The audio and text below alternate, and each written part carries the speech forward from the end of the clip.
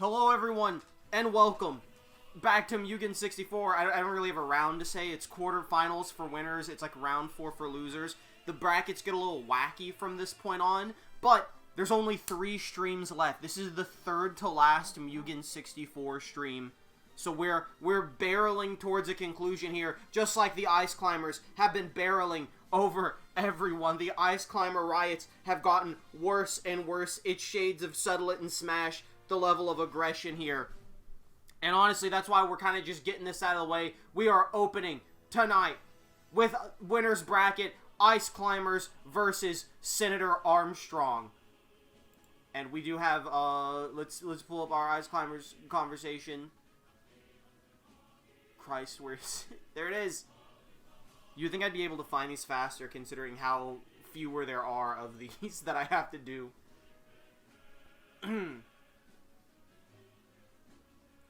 Let's see. It's mostly do I have footage of when they won last time? They basically just said that was close. They were also a little confused by all the Ice Climbers rioting, so that's noteworthy. But let's jump in and see what the Ice Climbers had to say about, well, basically about their upcoming match and also the non-stop riots happening. Sorry, mini seizure happening. Is this the right one? Was that not the right one? Hold up. What is this? Hold up. I'm having an issue here. Why is it not working? I literally tested this a second ago.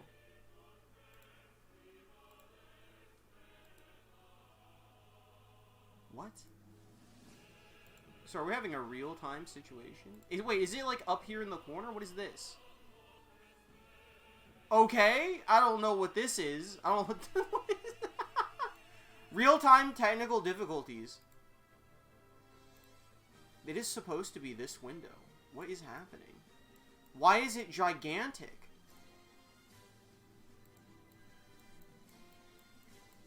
It's okay. You can't see this. I'm moving this. This is one gigantic image. I have no idea what's happening. Why is it like this? It's the void. It's come to take us all. Do I have like a deactivate? Is there like a properties? That's this one. I'm actually like, what have the Ice Climbers done? Reset transform. Okay, there it is. Don't look at that.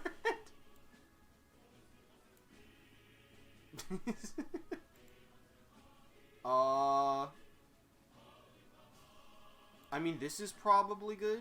I'm like scared of what it's gonna look like on the other website. But I guess we can just rock with this for now. That's very strange that it did that. I promise you that was working normally before I hit start stream. Anyway, Ice Climbers have continued to spiral out of control. The riots have continued to spiral out of control. This is getting ridiculous. Can't the TOs do anything about this? They've been letting those mobs grow for way too long. This is chaos. I have accidentally backed out. Oopsies. Kermit time. I have to adjust the mic. Great start.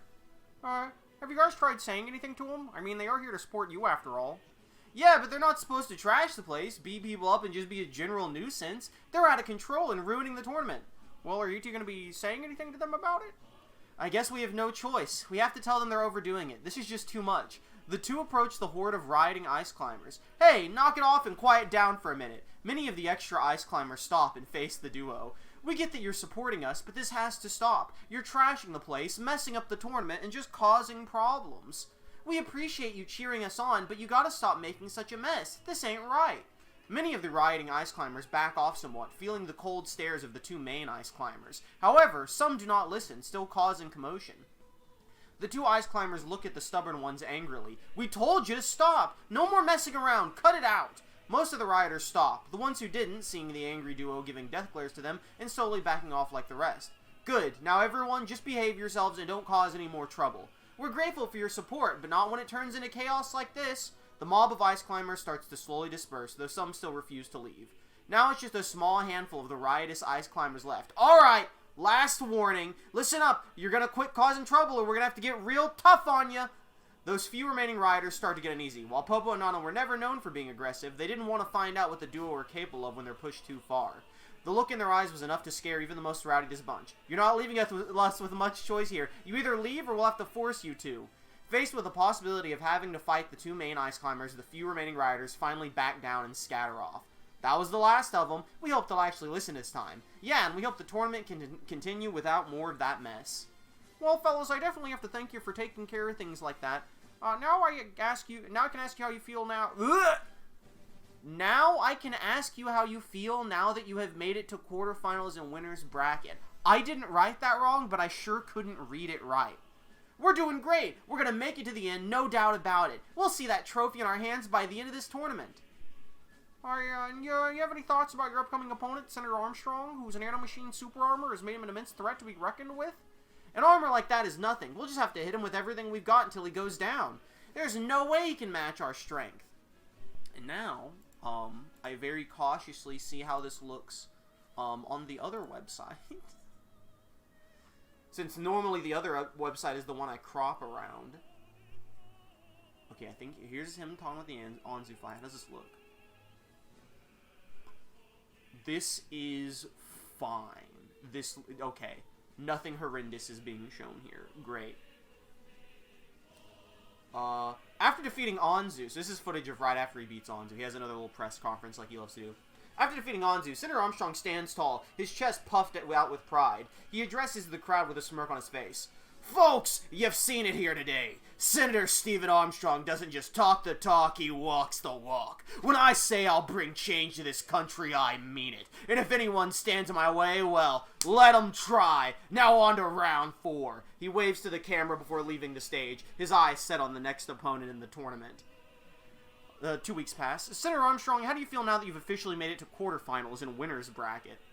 Armstrong steps into an expansive training facility filled with state-of-the-art equipment. He chuckles as he addresses Juice Man, sweat dripping from his brow. Well, Jack, let me tell you something. Making it this far wasn't easy, but it just goes to show that my methods are correct. When you combine raw strength with the power of nanomachines, there's nothing that can stand in your way. The others in this tournament may have been strong opponents, but they didn't possess any unique blends of skills and technologies. Sorry, my unique blend. They definitely possess some.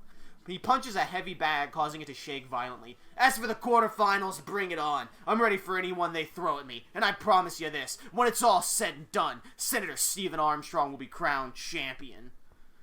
And what thoughts do you have on your opponents in quarterfinals? The Ice Climbers, Popo and Nana, who have not only been surprisingly good in their fight so far, but also managed to quell the ongoing Ice Climber riots, something even you hadn't accomplished. Armstrong raises an eyebrow, intrigued by the mention of the Ice Climbers. Interesting.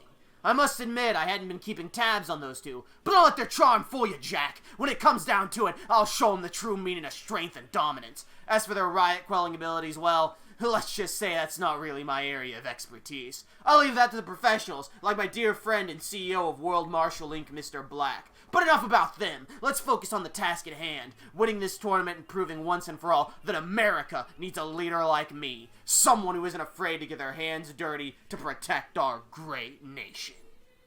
And with that, we can finally jump into the first match in round 4 of Winners Bracket. Quarterfinals of Winners Bracket, really. Senator Armstrong versus the Ice Climbers. I believe I did the usual thing I have to do every stream where I disconnect it and reconnect it so that it's synced up. So simply, if it's not synced up, let me know and I will do it again. Where are the Ice Climbers? There they are. Homer was hiding them from me. And Senator Armstrong is down here. One day I will memorize where most of these people are. I have certain people memorized. Why is there a person messaging me on Steam? I bet it's that mother... We're shooting. Some person I don't know messaged me on Steam a few days ago. And I looked at their profile, because they're usually scams, but his profile seemed like a real profile. And they were like... Their profile was like, don't message me if you have a private profile.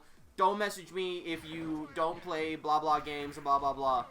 And then, like, he messages me, so I'm like, alright, it's a real person. He messages me, he's like, hey, can you vote for my friends in this Counter-Strike tournament? No? Do you think ads desync the stream a little? finally I can hear. Was the music too loud or something?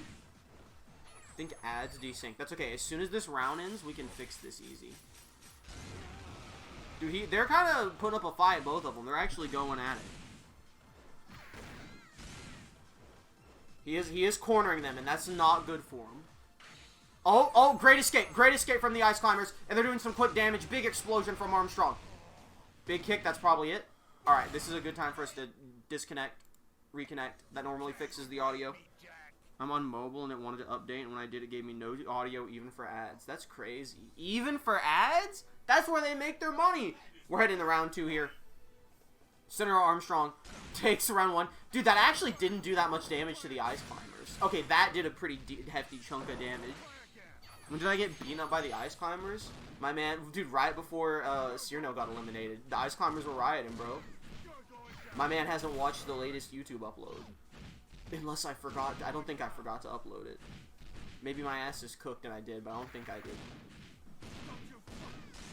Dude, Senator Armstrong, he is corner fucking him right now. I think this is Senator Armstrong. I think they're not. I think if they did their spinny attack, they're not wobbling him. They did a little. They did like a little hit there. They gotta start wobbling, bro. Oh, here it comes. Okay, never mind. He just exploded. They're dead. They're cooked. Easy clap. Cooked by the Ice Climbers. Not even close. The first round was a little close. That one was not. Because he's just standing there, bro. Senator Armstrong moves on to semifinals of winner's bracket. One step closer to grand finals. He will be facing the winner of MissingNo and Lelouch. Truly a cooked battle.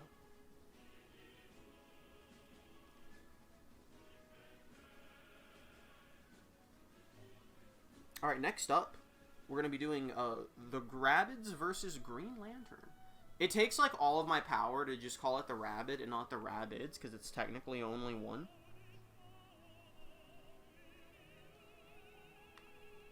Let's go, baby. What is happening? Hold up. This is welcome to Technical Difficulties Day.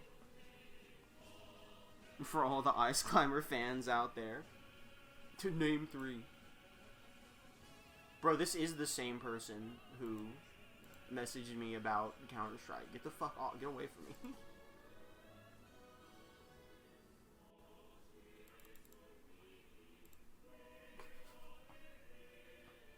Alrighty. Let's go to the Rabbids for their little conversation.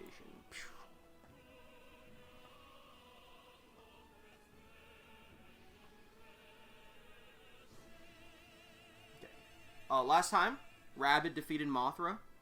Come on, Green Lantern, win one for the good guys. I'll agree with that statement. Last time, Rabbid knocked a Mothra down to losers, where she was promptly eliminated by Glover. What a disgusting double tap from Mothra, actually, now that I've said it out loud. Well, that's horrendous, bro. Rabbid was pretty shocked that he was, Oh, never mind. Rabbid beat Monika, not Mothra. I misread. Never mind. It's not as disgusting. I don't remember who Mothra lost to.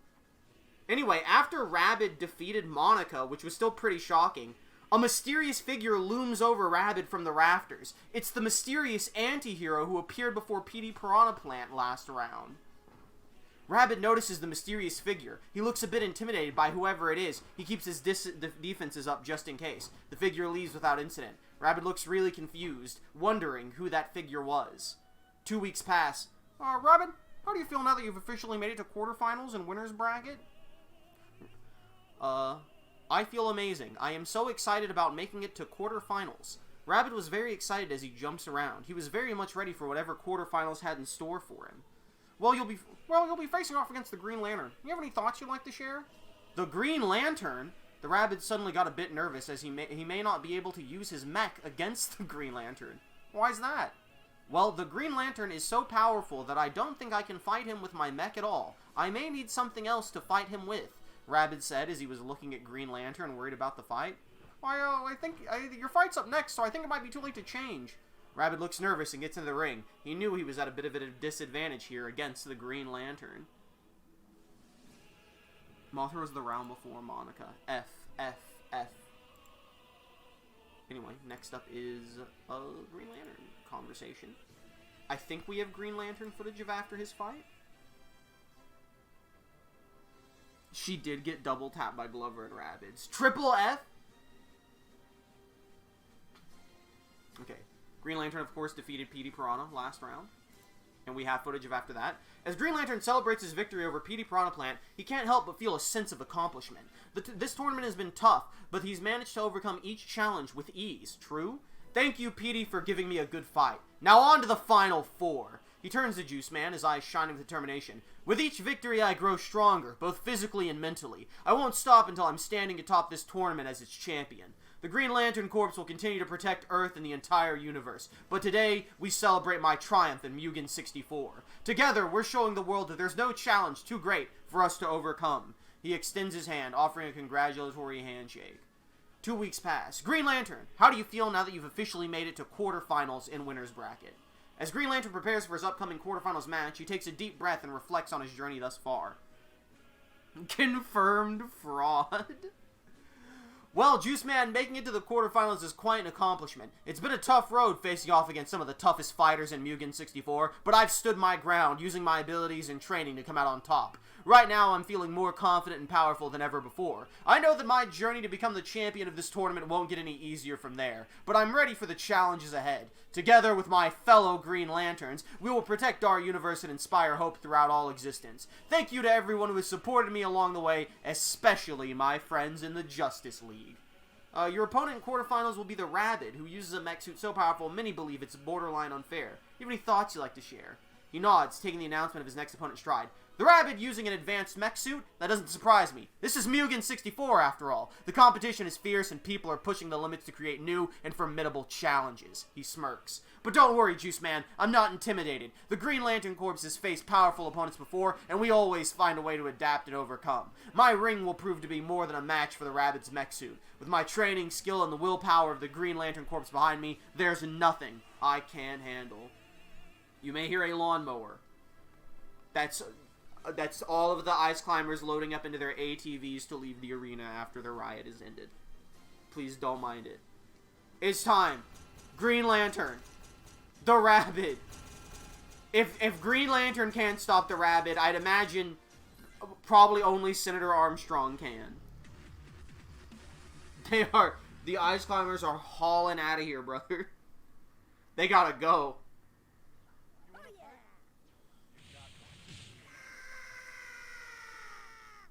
Look at this. Look at this carnage that the ice climbers left in their wake. And he's immediately zooming right into the Rabbids. He's not giving them a second. He's not giving them a moment to use any of their powers. The Green Lantern is not going to hesitate at all. Oh, but the Green Lantern's fighting back. He's using his Green Lantern tank. I don't know what any of Green Lantern's moves are called. I know it's just a bunch of stuff created by the ring. They got a riot in loser's bracket now. I don't think they're going to riot. I think Nana and Popo got him to stop. Alright, he's doing big damage. He has to make sure the Rabbits never interrupt him, and he's good. He has to just combo nonstop, and he did it. That's like a 55-0 combo, baby. Mission accomplished. And it's crazy that still really wasn't that close. Green Lantern's rushing. Green Lantern's rushing in. Oh, he's going. Oh, I don't know if we've even. I think we've seen him use the big fist early. He's gonna go for 2 big fists. My god, it did like nothing to him either. He's air juggling. I mean, I think Green Lantern's just got this. I think this was the hero we needed. He's gonna save M.U.G.E.N 64. We kind of need Green Lantern down in loser's bracket to kill Glover and Rabbid again. Green Lantern, if you could lose next round and go clean up Glover, that'd be pog. Thanks. Both of the fiends, both of the dirty devils are now in loser's bracket. Saved, saved, saved. Green Lantern moves on. And he will be facing the winner of either Monokuma or the Palico. which we will find out here shortly. But next up, it's time for Edgy's pogging time. It's gonna be MissingNo versus Lelouch. I've been calling him Lamperouge this entire time. His name is Lamperouge? I don't know how to pronounce it. Maybe I've been pronouncing it correct this entire time. There's no N in Lamperouge. Thank you, Green Lantern. Your reward next round is a quick 2-0 loss to Armstrong. Green Lantern is not fighting Armstrong next round. He's facing, I just said, it's either Monokuma or Palico.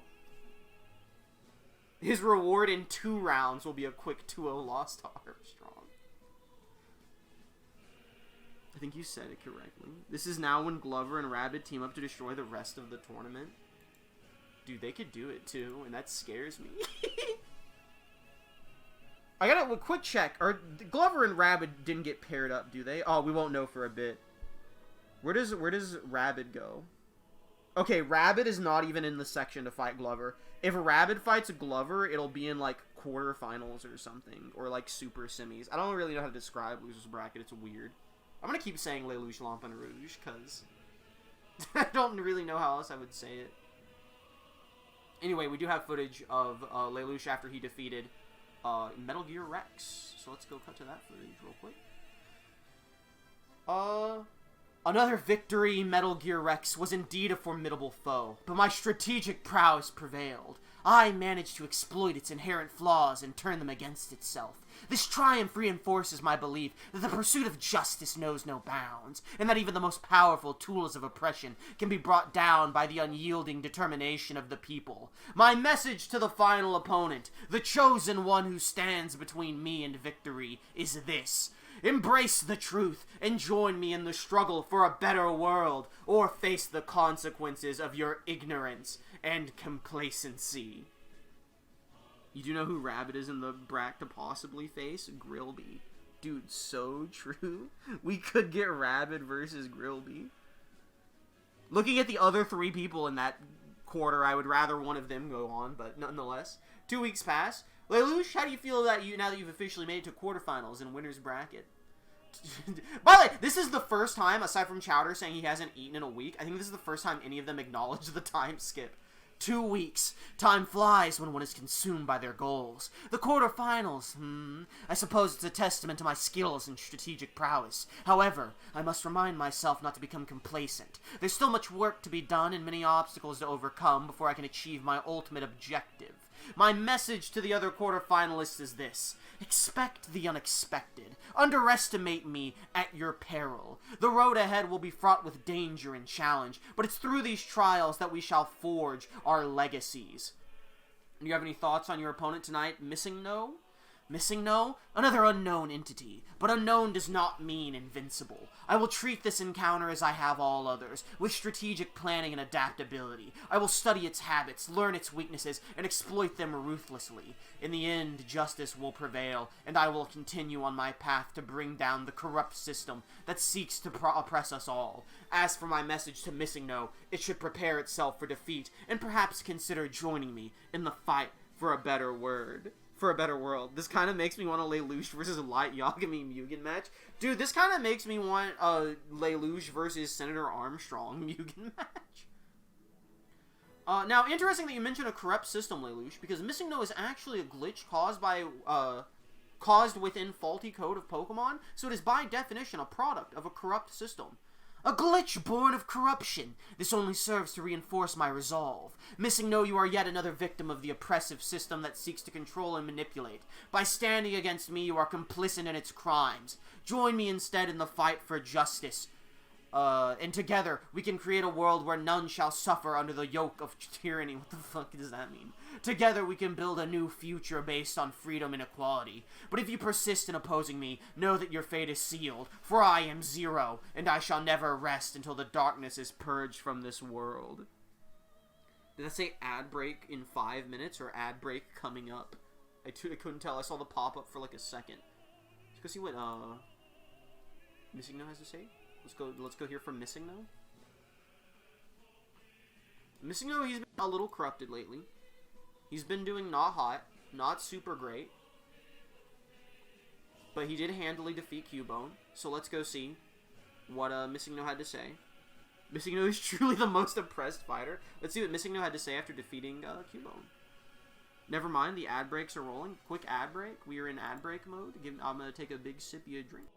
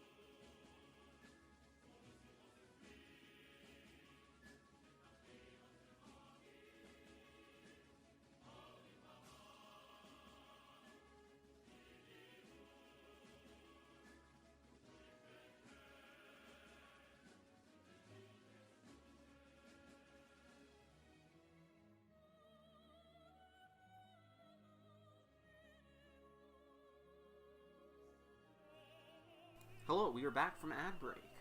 We may now continue forth with what MissingNo had to say after winning against Cubone. Ah, I was right. I can't lose. It's very obvious MissingNo's glitch status is getting worse. Not only are the stripes appearing more often, now they're appearing in vertical lines as well. MissingNo's glitch sprite glitches in increasingly violent ways as well, shaking and blurring on occasion. 2 weeks pass. MissingNo, how do you feel now that you've officially made it to quarterfinals and winners bracket? MissingNo scoffs again. His sprite is now in almost constant glitching. Every other movement has MissingNo's entire sprite shaking violently. Wait. Hold up. I did this before, give me a second.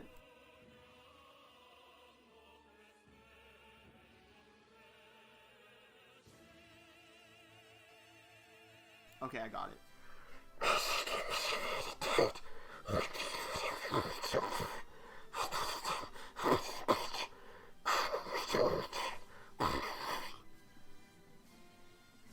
It's rough. It's rough out here. Are you doing okay? You're, not looking so hot. MissingNo glares slyly.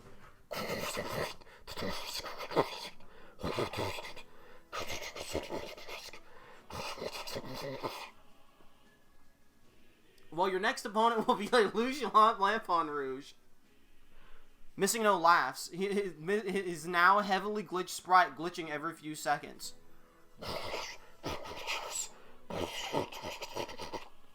There's actually quite a few humans in this tournament. In fact, half of the people in quarterfinals are human.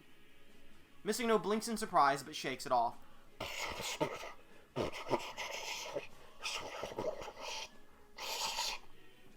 Thank you, MissingNo. Brothers cooked one way or the other. Gotta respect the commitment to not using a voice changer. This is not a bit. I mean, the voice is a bit. I've had a much better version of that voice. In the moment, I fucking forgot how I was doing it. So, I will try and remember the next time I have to do a MissingNo segment. When the MissingNo rap album, I swear, when I did that originally, it sounded a lot less like beatboxing. I really shouldn't have forgotten how I did it, considering I'm not really doing that many actual voices during this, but you know what? Sometimes we brain fart. Smile Dog's voice may or may not have changed 7 times throughout the course of M.U.G.E.N 64, and it may change again tonight.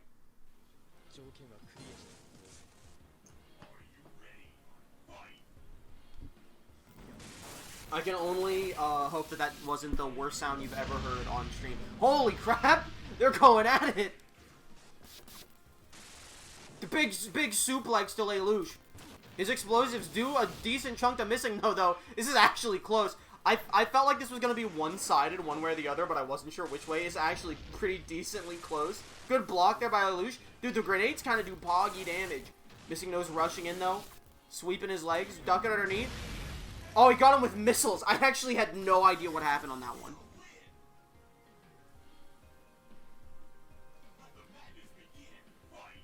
And we're going into round 2. Lelouch actually it has the lead on MissingNo here. Every time the missiles come down, I think it's MissingNo shooting missiles at Lelouch. That looks like missiles, but it's not. I mean, it is, but it's coming from him. He swept him. Get exploded? My god, it was so easy. Checkmate. Every time I guess because like the angle the missiles came down from, I thought it was MissingNo turning into missiles and launching at Lelouch to like imitate one of his moves. But then MissingNo would take a chunk of damage. The missiles are coming from within the house. MissingNo has been eliminated. He's cooked. Get baked. And that does mean we now know that in semifinals, it is Senator Armstrong versus Lelouch, Lamperouge. And now for the final winners bracket match, Monokuma versus Palico. Let's do Palico. Let's hear from Palico first.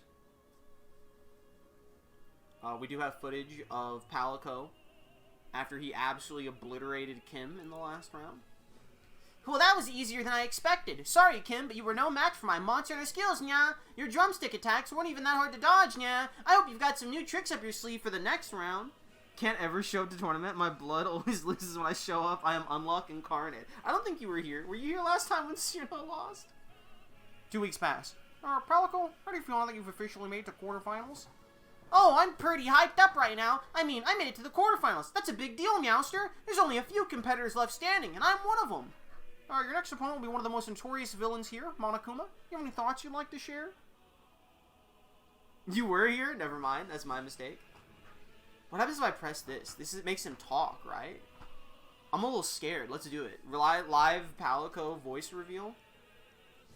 I'm going to mute myself to play this so it doesn't, because I'm going to turn it up so I can hear it on my end.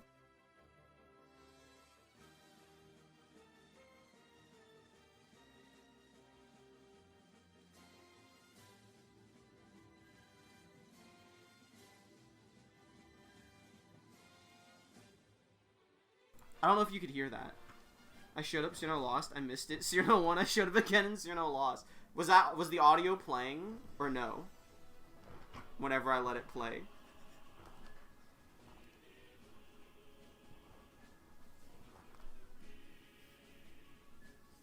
I don't know if I have audio coming through from my computer.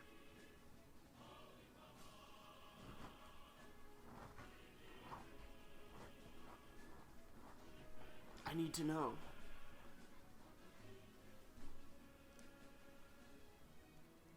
I need someone to let me know if the Palico was audible when I hit that play button.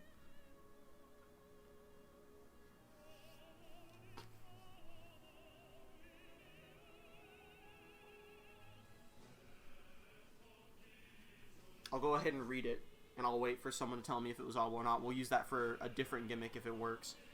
Monokuma, the most notorious villain here, huh? This is gonna be a tough match, Meowster. Monokuma's a cruel and cold-hearted machine, determined to see the downfall of everyone in this tournament. I'll have to stay on my toes and keep a close eye on his every move, but with my monster hunter skills and quick reflexes, I have a good feeling I can take on Monokuma and come out victorious. You didn't hear anything? Okay, I simply didn't have audio coming through my computer, and that's fine, but let me check something.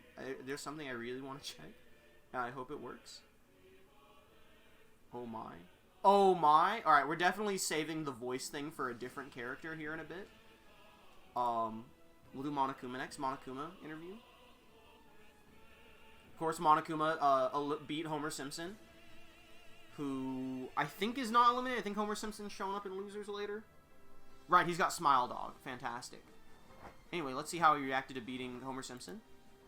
Ooh, boop, boop, boop, boop, boop. As I said, Homer Simpson's all bark and no bite. That fat fool was no challenge at all. Another hero's fallen, another wave of despair spreads across the arena. The crowd's anger and frustration have never been higher. It's delicious. 2 weeks pass. Monokuma, how do you feel now that you've officially made it to quarterfinals and winners bracket? How do I feel? I feel fantastic. All those fools thinking they could stop me have been proven wrong time and time again. Making to the quarterfinals is just further proof of my overwhelming ability to bring despair to all the weak and hopeful. Let the despair continue.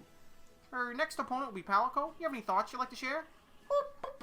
Palico, eh? That cute little cat isn't worthy of standing in my presence. I'll show that mewling feline what despair truly is. Sorry, that's an ice climber interrupted my fucking interview. They say cats have 9 lives, but I'll make sure it's the last one they ever have.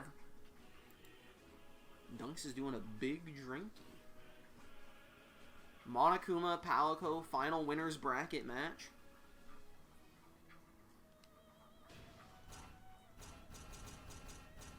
Brain fart, there's Monokuma, and there's Palico.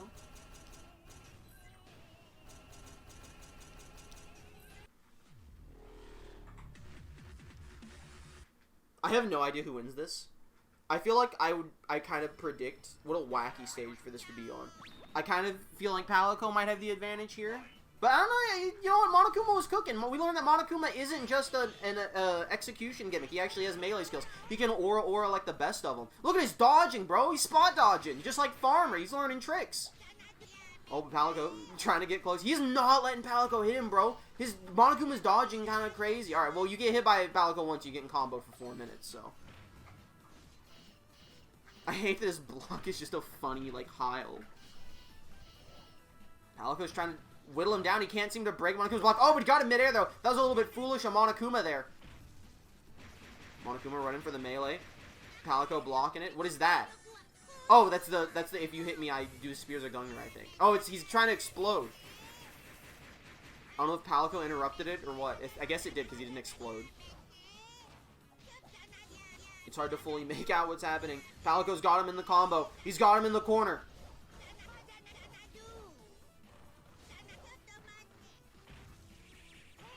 Oh. I think he stun locked him. He stunned him for a second. He's spamming. He's spamming the auras. Big aura punch. Monokuma's trying to turn it around. That's a ton of damage. That he just easily turned it around. Palico trying to take it back. He's getting the combo. I think Palico's got it. Palico takes round 1. Monokuma almost turned that around, though. Dunks, this is like the worst match for you to go to concession stand. He said winner's bracket isn't cooking, and then he missed the best winner's bracket match of this round. Oh, Gungnir Spears! Palico walked right into it. Okay, opening with Gungnir Spears was kind of a great way to start this round. A massive uppercut. I think Monokuma's trying to... Oh, he's just going right for it? He's triggering it round 2? Wait, what? Okay. I don't know what just happened there. Monokuma's playing mind games. He didn't even do it. It wasn't even real. He's just playing mind games with him. He's T-posing on him. That was like hitting someone's entrance music in the middle of a fight. I really thought he was doing the one-hit kill for some reason. And it worked because he just took round 2. Is Monokuma going to stick to his gimmick that I thought he had when I tested him? Is he going to exclusively go for the execution? He sure is. He sure is going to just try and go for the execution. He's going for it. The gimmick's either going to work or it's not. Palico's camping him. Palico's camping him. Palico! Okay, I thought him blocking and trying to make a potion was a foolish move. Monokuma's sticking to his gimmick. Is it going to work? Palico's got him in the corner. Big gun lance explosion. Palico's not giving him a second to do anything. Oh, I thought he had it. I legit thought he had it. I think Palico did it. Palico got it. Monokuma tried to stick to his gimmick and he failed. Palico's victorious. Monokuma is going down to loser's bracket after desperately trying to get the execution on Palico. So what's crazy, we can all breathe easy tonight. What's crazy is, like, there was actual strat to him popping the animation in round 2. Because normally he has to pop it before going for the execution. Him popping it in round 2 made him not have to waste time using it in round 3. That was actually a tactical use of the cutscene. But it ended up not working for him in the end. That means it's going to be Palico in Green Lantern in the quarterfinal, or sorry, in the semifinals.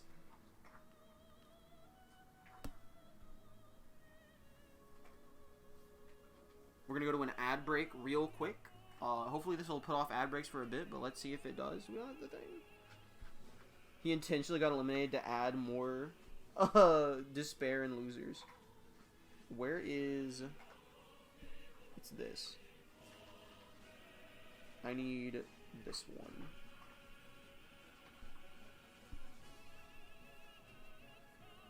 Oh, I'll be right back.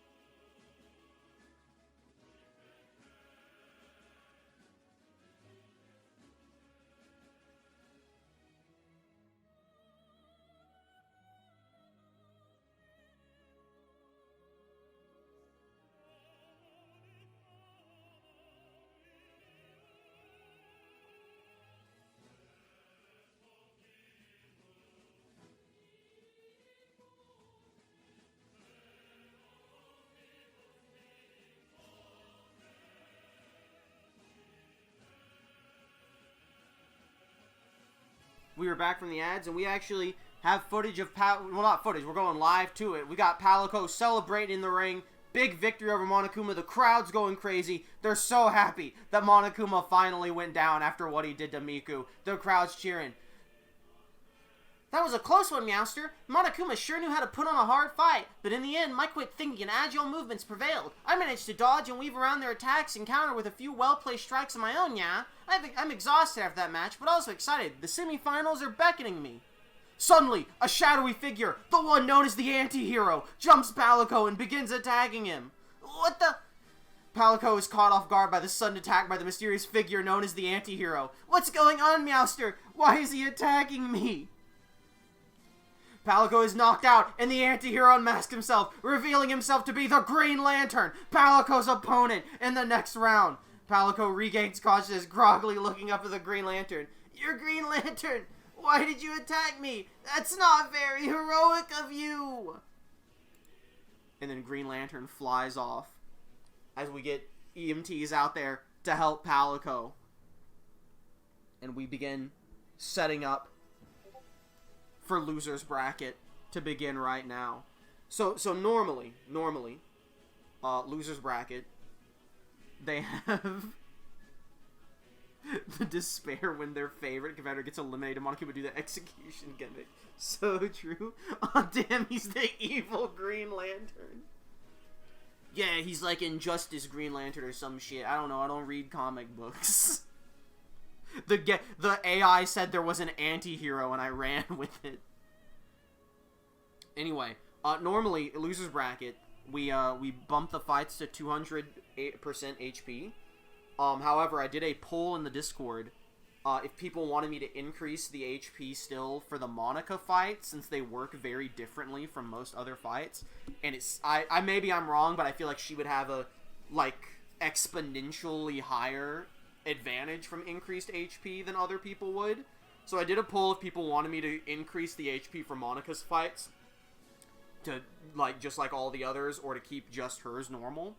And 75% of the votes said to keep the Monika fights even in a loser's bracket at normal HP. So We're kicking things off in Loser's Bracket with Monika and the Farmer.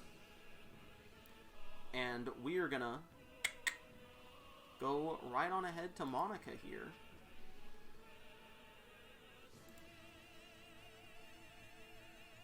And we are gonna see what Monika has to say here in her Loser's Bracket match against Farmer after surprisingly losing to Rabbids. Shocking loss to the Rabbids, bumped to Loser's Bracket. As the match, this is last week, or 2 weeks ago, obviously. As the match comes to an end, Monika stands defeated, her eyes wide with disbelief. She glares at Rabbid, seething with anger and frustration. How dare you expose my weakness like that? She spits out through gritted teeth. She storms over to Kermit, who is trying to console her. This is unacceptable, she yells, shoving him aside. I demand a rematch. Her eyes blaze with determination and a newfound sense of resolve. You're not going to be able to pull that stunt you did against Seth Rollins here. I will not let this loss define me. I will train harder and smarter, and when our paths cross again, the outcome will be different. With that, she stalks off, leaving Kermit and the others watching in stunned silence. As she goes backstage, she learns that Ashley has also been eliminated from the tournament by Smile Dog, leaving Monika and Sadako as the only remaining members of the Spiral, along with the traitors Grillby, who's still in the tournament. Monika clenches her fist tightly as she listens to the news about Ashley's elimination. She turns to find Sadako, their leader, sitting on a bench, looking defeated. Sadako, she starts, her voice softening. It seems we're all that's left of our once great Spiral. What do we do now? Sadako sighs, rubbing her forehead wearily. I don't know, Monika. I never planned for this. Maybe it's time we reevaluate our strategy. We cannot continue to lose like this. She looks at Monika, hope flickering in her eyes. What do you think we should do? Monika pauses, considering their options. Finally, she nods in agreement. You're right, Sadako. We need to adapt. He became a Yellow Lantern and will now cause fear to his opponents. Sorry, I'm not downloading a new character. He's still Green Lantern. 2 weeks pass. Monika, your opponent... Oh, wait, this is normally Kermit. I don't remember who is... It's fucking Juice Man. It is Juice Man. Monika, your opponent tonight in Loser's Bracket will be none other than the Harvest Moon Farmer, a competitor many believe wouldn't even be in Loser's Bracket if the Spiral hadn't helped Grillby cheat to defeat him. What are your thoughts? Monika raised an eyebrow, intrigued by the mention of Harvest Moon Farmer. Well, Juice Man, I must admit I've heard stories about him and the Spiral's involvement. She smirks, her eyes locking onto the camera. But I don't care who he is or what he's been through. All that matters is winning. Tonight I plan on giving him a taste of his own medicine and ensuring my place in the grand finals. Her fingers dance across the keyboard once more, and suddenly the screen switches to a clip of her training intensely in a hidden location. I've been working day and night since my last loss, she says, her voice fierce with determination. This time there will be no surprises, no weaknesses exposed. And would you like to elaborate on the words you shared with Sadako backstage a couple weeks ago? Monika narrows her eyes at Juice Man, momentarily taken aback by his question. After a brief pause, she clears her throat and composes herself. Yes, Juice Man, as I mentioned earlier, we realized our strategy needed adjusting. Instead of focusing solely on numbers, we decided to focus on quality. Her hands gesture emphatically as she continues. Each of us will now work independently, honing our skills and playing the game the way we see fit. No more relying on each other. It's survival of the fittest, and I have no doubt the Spiral will rise again, stronger than ever. So there you have it. The Spiral, which is now just 2 people, temporarily working on each other, saying they're not going to interfere with each other's matches. Is it true? I don't know. We gotta go to Paul Heyman. Paul Heyman, of course, working with the Farmer. But actually, Paul Heyman had a little bit of a spiel to go on at the start of the show that I may or may not have I may or may not have meant to put at the start of the show and then forgot about, but we're gonna play that footage for you now. So let's see how it goes. This is footage from earlier in the night. Tech issues finally made it. Let's go! Just in time for Loser's Bracket to start. Heyman stands in the middle of the ring, looking out to the audience. He's sweaty, tired, and overall excited. Well, what can I say? Sorry, this is 2 weeks ago. That's my mistake. Recap. Good news, Kimmy. Okay, here's the winner's bracket recap for you.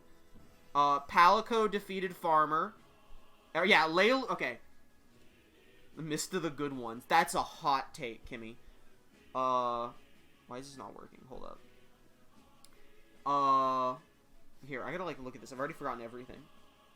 Senator Armstrong, Ice Climbers convinced all of the other Ice Climbers to stop rioting. Senator Armstrong then went on to defeat the Ice Climbers.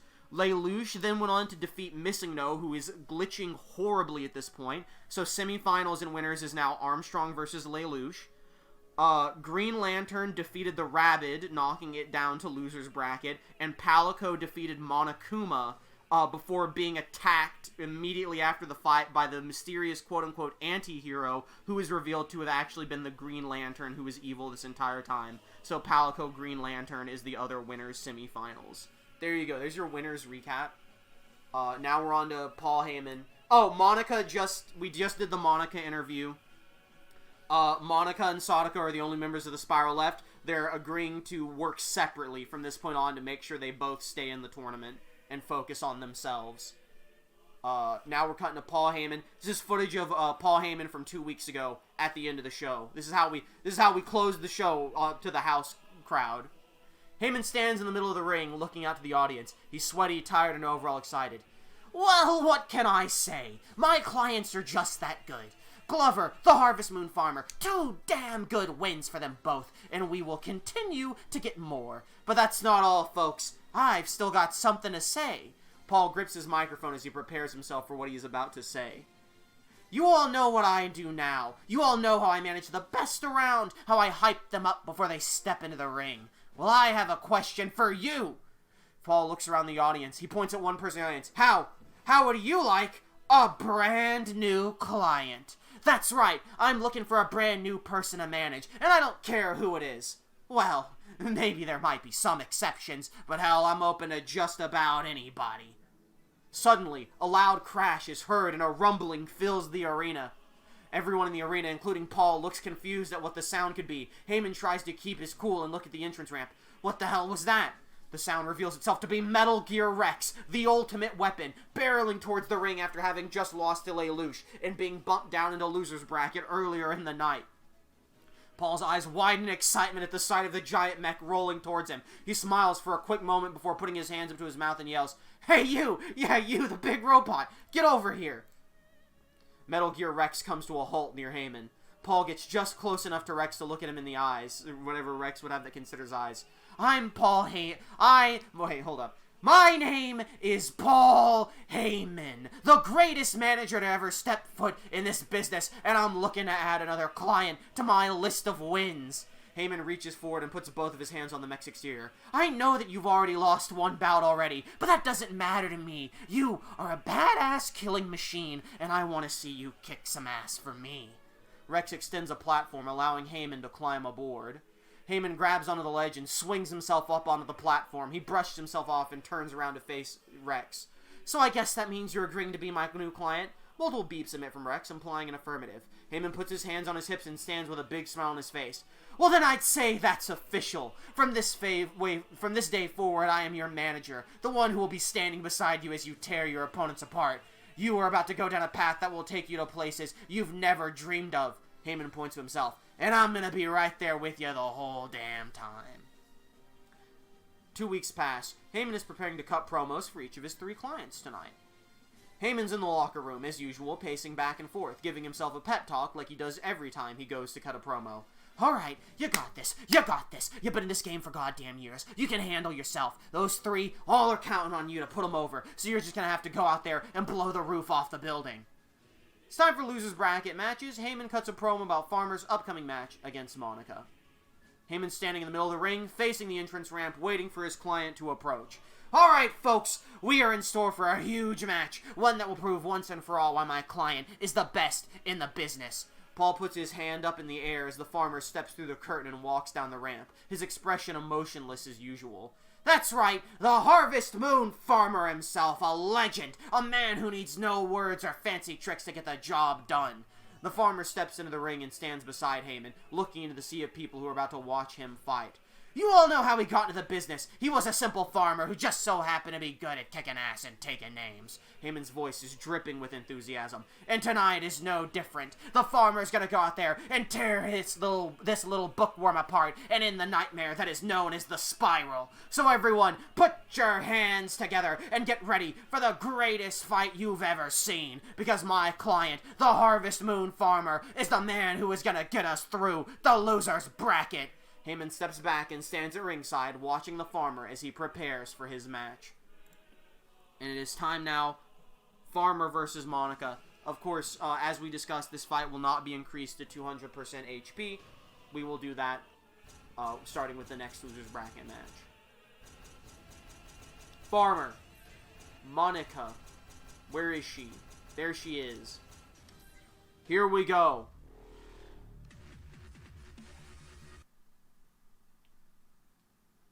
What is this? Where are we? Hi, it's me. Oh, it's the Shaq basketball court. I was like, why are we in the void? Okay, the farmer did immediately start going after the EXE file for a minute there. Alright, he's thinking, he's trying to figure it out. He's trying to solve the puzzle. He's too used to spot dodging.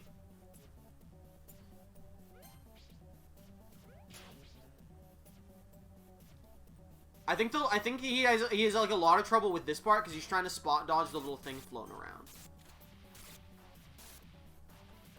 Okay, he is hitting it a little bit. He's doing like a better job at dodging that spin attack than I expect people. Fellas, I hate y'all. Just wanted to let you know before the fight starts. It's a shame the farmer's about to be disintegrated. Dude, he's having some like real trouble with this part of the fight. I think his like water attack doesn't work in the void. I think he blocked it just then. Dude, it's so good we didn't crank this up to 200. She's just floating in the sky. Dude, she's got the read on him. She knows what to do.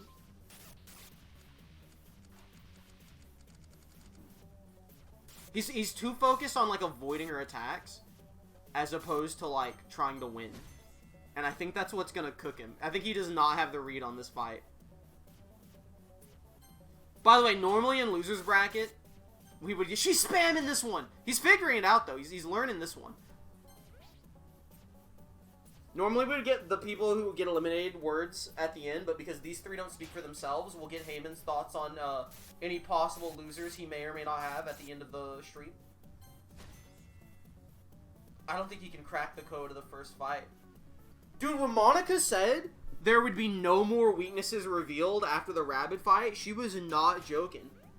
There are no weaknesses for the farmer to attack. It's like the most cooked anyone has ever been, besides maybe Mixer Taite.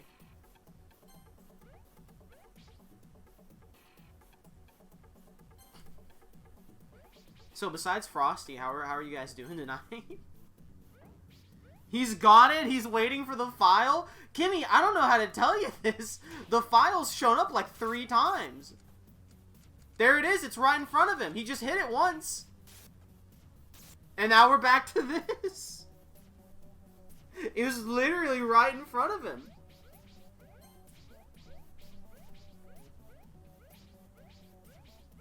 No, you gotta hit the little guys, farmer. He waits for it to lower. It's right in front of him.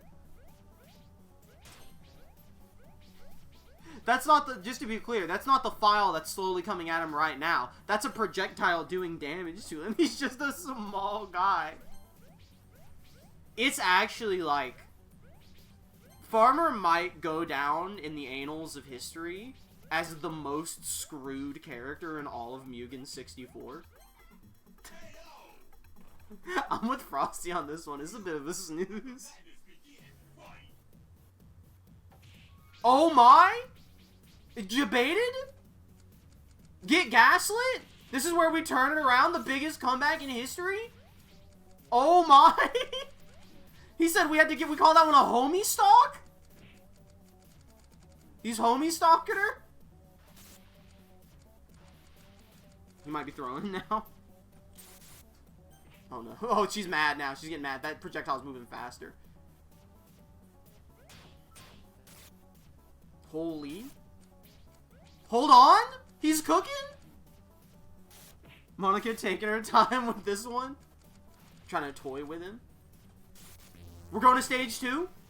I have no idea how he's going to handle stage 2. He's cooking? Big hammer hit? He buried the knife? Wait, he's cooking! Wait, he's kind of cooking in stage 2. He's behind the wall. The parrying the knife Shovel Knight style is actually insane.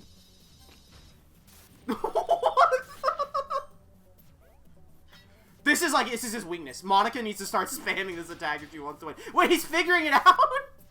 He's got the read. He's learning. He's the real AI. Why is there a My Little Pony? Why was that Applejack? Why is Applejack coming out? Is that a farm reference? He's hammering the knives down. Why couldn't both fights be like this? Why did he give her a homie stock? Oh, he's throwing. He's throwing. Yeah, he just stood in the wall the entire time. What is this?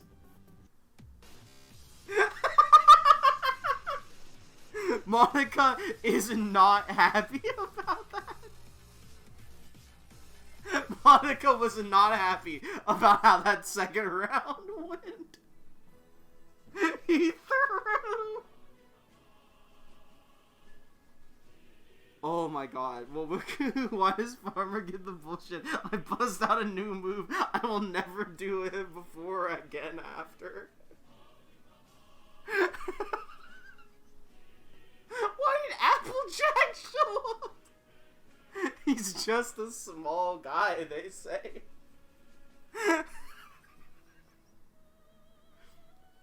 It's actually like a legendary Hall of Fame run from Farmer.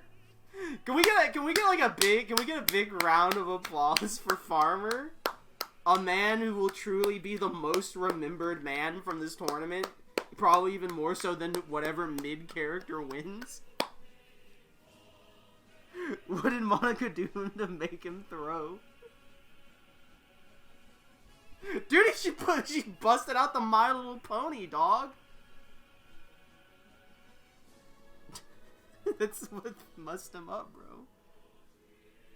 Okay, it's time for... Oh, I gotta update the brackets. Insane.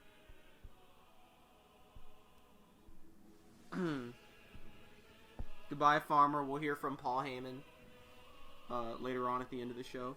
Bro, actually, could have won 2 times if the opponent didn't just level up mid-fight. I'm with Frosty on this one. I want to make that abundantly clear. I have actually never... She didn't realize it was Dragon Ball Z. I've never stood with Frosty in stronger solidarity than saying that Harvest Moon Farmer is the most screwed out of any competitor in this tournament. It's actually unreal. Holy crap.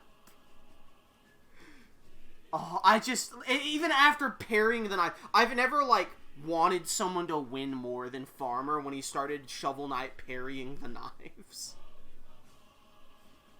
Anyway. Don't let me forget to bump this to 200% HP before we start this next one. It's Homer Simpson versus Smile Dog up next. We do have some footage of Homer getting cooked by Monokuma, so let's go see that. After getting absolutely obliterated by Monokuma. Oof, that was a rough one. I guess he should have said, "Don't! I guess I underestimated Monokuma's power, but I'm not out yet. I may be down, but I'm certainly not out." He pats his beer belly again for good luck. "I won't let one loss define me. I'll come back stronger in the loser bracket. You ain't seen the last of Homer Simpson just yet." What's fucked is My Little Pony was such a fucked move because it pulled them towards the spike walls. So it's like a good move that she's never done. No, but she has though, because it's the Sayori noose. That's what it is. It's the exact same move that she's done before. But for some reason it was Applejack doing a lasso this time. But she's done the Sayori noose attack before. I don't know why it was Applejack with a lasso this time though. And a part of me is like, Is it because he's a farmer? Like, does she have different moves that she can swap out based on the theme of the person she's playing against? Or is that just like a 1% Easter egg that can happen sometimes? Where it's just Applejack instead of Sayori? I don't know. I've never seen it even in all the testing. Anyway, 2 weeks pass. Homer, your next opponent's the infamous Smile Dog, a being of pure cold, nightmares, and malice. What are your thoughts going into this fight? Farmer has a secret fear of My Little Pony. Staring down the menacing image of Smile Dog. Well, I gotta admit, I'm a bit unnerved by the sight of the digital hellhound, but I ain't gonna let fear get the best of me. I've got a few tricks up my sleeve for this canine from the dark side. He pats his beer belly with a determined smile. Bring it on, Smile Dog. I ain't scared of no curse code. So for this one, we're gonna get a little funny with Smile Dog. I'm gonna do the MissingNo and Smile Dog are like the one, maybe Monika, but Monika's not on this AI website. We are going to use the text-to-speech feature that's built into the website and see what he says. We're gonna let him speak for himself. Now, you may be wondering, but Trey, no audio play through the computer. Are you gonna fix that live on stream? No, I'm gonna turn my TV volume up really loud and let it come through the mic so it's all crispy and crunchy, and it works. It's even funnier. So let me know how gargled and incomprehensible this sounds, or if the audio is somehow too loud. And we're gonna see. This is 2 weeks ago. We're just gonna let him say the whole thing. After he defeated Ashley. Well, we can just say this. He said beating Ashley was almost too easy. This tournament's become less of a challenge than he expected. Here we go. Let's dive into it. Smile Dog, your opponent tonight is Homer Simpson. You have any thoughts you'd like to share? Smile Dog growls as he sees Homer's image. I don't care what anyone says. The Simpsons as a series is overrated. This fight should be easy. I don't like that he just sounds like a guy. I think that was way too loud. He just sounds like a normal guy. That's so good. I think most people would agree with you. At least the newest seasons aren't as good. Smile Dog nods, scoffing as he continues to look at Homer's image. I don't understand why Homer is such a popular character anyway. He's fat, lazy, and rude. It changed. Why is it a different voice every time? Yeah, well, you turn people's brains into spaghetti and are basically just a chain letter. I'm just saying, don't throw stones in glass houses. Smile Dog grins, the comment phasing him not at all. Yes, this may be true, but at least I don't look like some human with a donut addiction and jaundice. That one sounded like Hades voice acting. Bro, you look like someone's husky got into grandpa's dentures. Smile Dog pauses as he thinks about that comment. He can't think of a comeback, and eventually sighs and nods as if to say, good one. Alright, thank you, Smile Dog. Incredible gimmick for Smile Dog to now have. We need old text-to-speech back. We need scary... Dude, the way, old scary text-to-speech used to be, where it was like... Hello, my name is Kazuichi Zoda. That's like classic text-to-speech.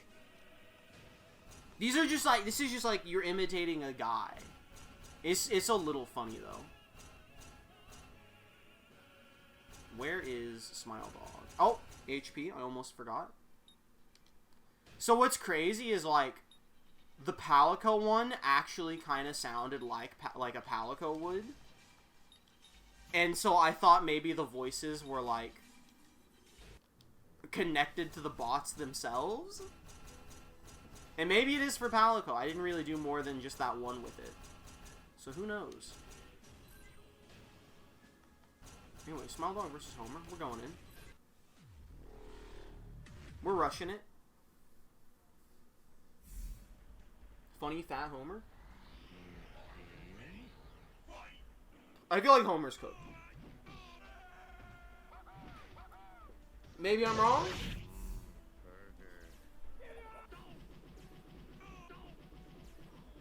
He's such a short king. He's such an unstoppable short king.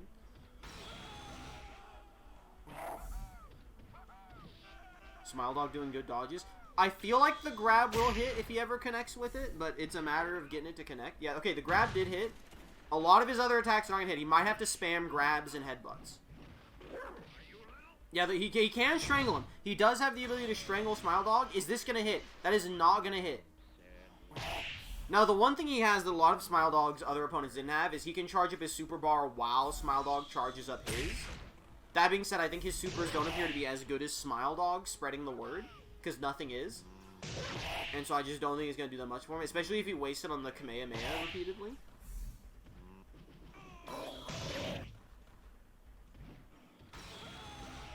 Okay, see, that one's good. And that only costs 2 super. If he can keep doing that attack, he might be in a good spot. That works too. He's got to spam like the grab and that level 2 super. This is like the kind of stuff he needs to do. And he'll get hit with the occasional spread the word. This round is cooked, but he had to figure out what moves he needed to use against Smile Dog. He could have a chance in the next rounds if he plays smart. But unfortunately, this is Homer Simpson, so he will probably not be playing smart.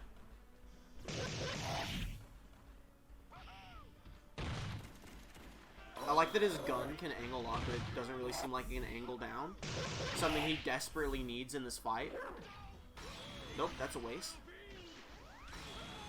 Alright, that's a good one. That's a good one. I think it's a little too late for it to matter in this round. Broke his knees? I thought the fireball was going to hit him in the head and kill him, honestly. Alright. Easy round 1 win for Smile Dog. Homer could be learning how to actually attack the dog, though. He may have figured out what the dog doing. We might be down to only 16 people left once this stream is over, by the way. Only, as a reminder, this is the 3rd to last stream. There are only 2 more M.U.G.E.N 64 streams after this. Homer, you've once again wasted a super, you fool. He's not figuring it out. The fucked 16. Listen, maybe we can lose Glover this round. It'll be a little bit saved. Let me see if I'm right. Listen, there's nothing else to happen in this fight. As of next stream, we will have 1, 2, 3, 4, 5, 6, 7, 8, 9, 10, 11, 12. Never mind, there will only be 12 people left by the end of this stream.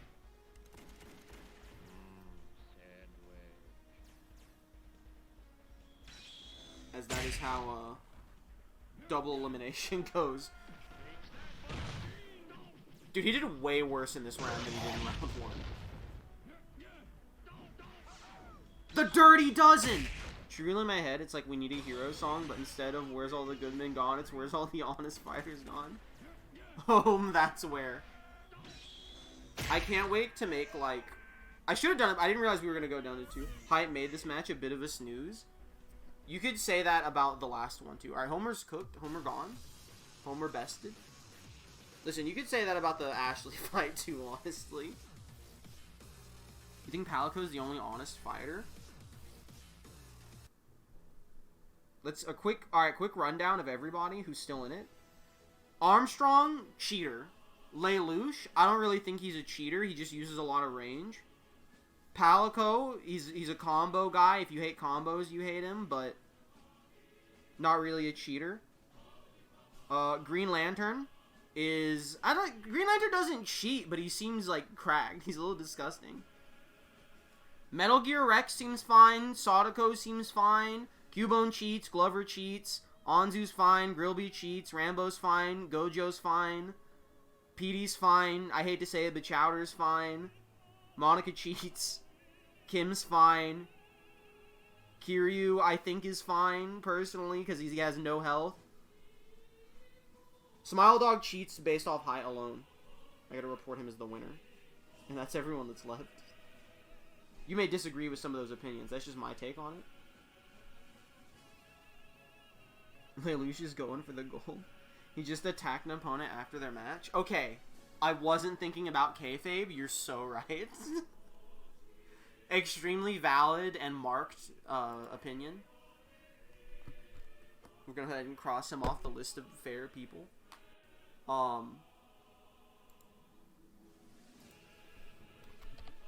Smile Dog is too short and fast. Homer couldn't even touch him. Homer is defeated and eliminated. Hope you enjoy the typing. He's so immersive. After being eliminated by Smile Dog. Well, that was unexpected and honestly brutal. Smile Dog was too fast and agile for me to keep up with. Guess even a seasoned fighter like myself can be taken down. He sighs, feeling a bit defeated. But hey, you can't win them all, right? I gave it my best shot, and that's all that matters. Better luck next time, I suppose. I will say, Homer Simpson, one of the few people in this that like won a previous tournament to earn their way in here, and is the only one I think still in it. So honestly, big thumbs up to Homer. He went pretty far, for someone who, you know, he kind of proved why he won Brand Steel. He was pretty good. He just got beaten by a height advantage and Monokuma. And there's no shame in losing to Monokuma. He's been beating people left and right. Speaking of cheating and beating people left and right, it's time for Cubone versus Glover. Wilhelm the Cubone. Let's see Cubone. Let's see Wilhelm's reaction to being defeated by MissingNo. Wilhelm groans after being defeated, still laying on the ground. He slowly sits up, still breathing heavily. That thing was a huge pain. But Wilhelm grabs his bone and stands back up. But I'm not done yet. I can still make a comeback, he says as he pumps his fist up in an attempt to motivate himself to keep going. Sorry, Wilhelm. 2 weeks pass.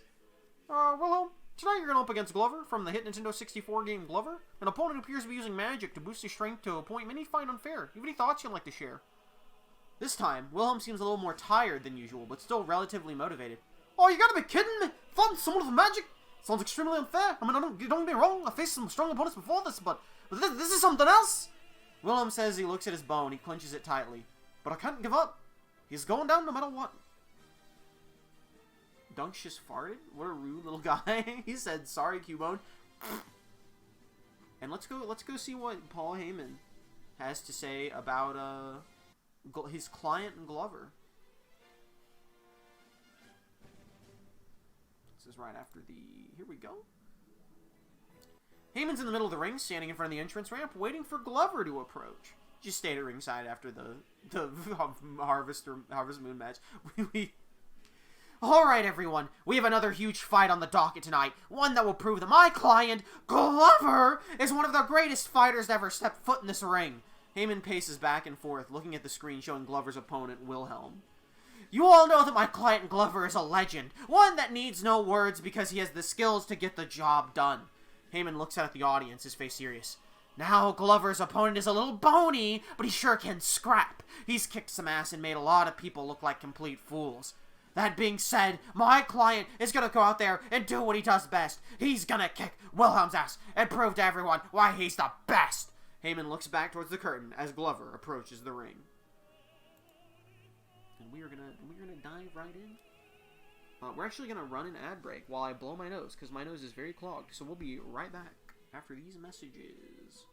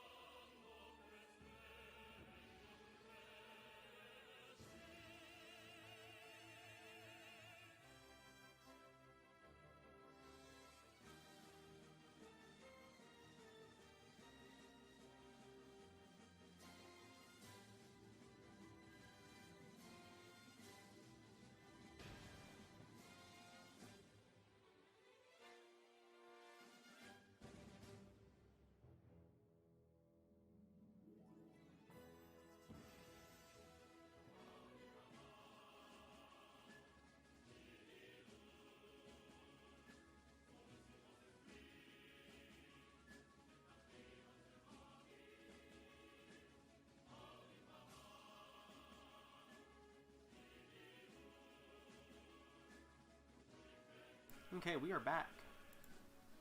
And we are ready to dive in. Cubone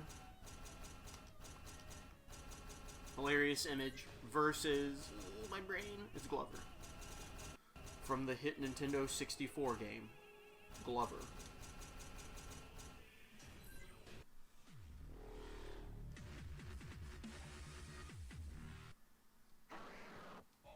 And we're going in.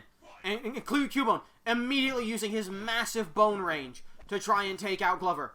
And that's going to be his best bet. Glover, I think, only has one ranged move and he never uses it. So that's going to be Cubone's huge advantage, is just keeping Glover at a distance. If he can keep him at a bone's length away, he's going to be in a good spot. And Cubone's bone has crazy range. Uh-oh, Glover's got him in the corner. Glover's got him in the corner. He's getting juggled. Just like Glover's ball. Cubone, you got to get out of there. Oh, he's fighting him off. He's trying to keep him back. Glover's got him in the corner again.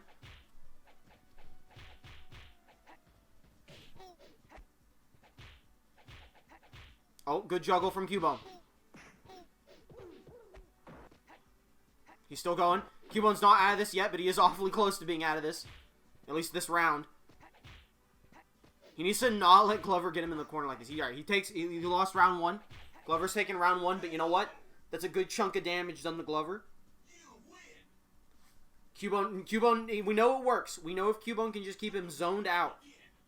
Cubone, your sacrifice is one that will be remembered. Will it, though? Be honest with me, chat. He kind of just throw the big bone. Hold on. Hold on. He's cooking. Hold on. Keep him at a space. Keep dancing. Oh, no. That's the spinneroonie. Yeah, smack him. Smack him with the bone. I'm being openly biased against Glover now. Him being super special number 22 has made him too powerful. You gotta zone him, Cubone. You gotta zone him. Keep him in the corner yourself. Corner him, Cubone. Corner him. Don't let him get near you.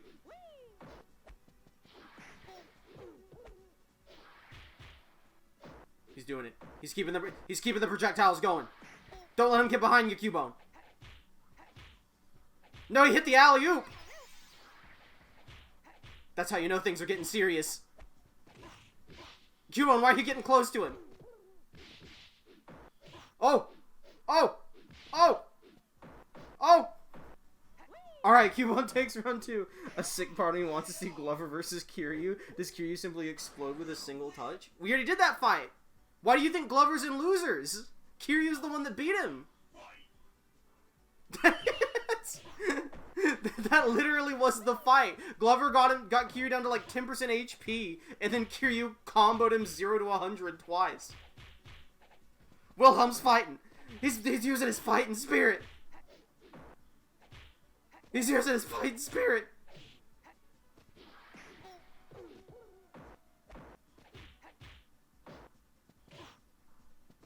It's so close. It's so even. Cubone got out of the corner. Cubone got out of the corner. No, he's going back in. You gotta keep zoning him out. Farmer Dementia is real. Oh my god, it's so close. He's juggling him. No. Get out of there, Cubone. My bias is kicking in. Cubone, run. Cubone, start using the projectiles. Hurry. It's real. Cubone, you can do it, Cubone.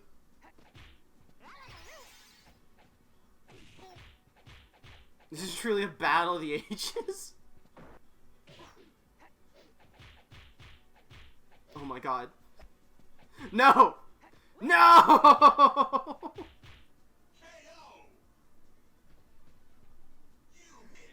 No!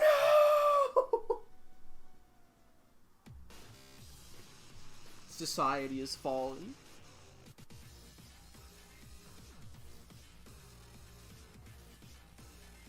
The biggest hope spot in history gone, reduced to atoms.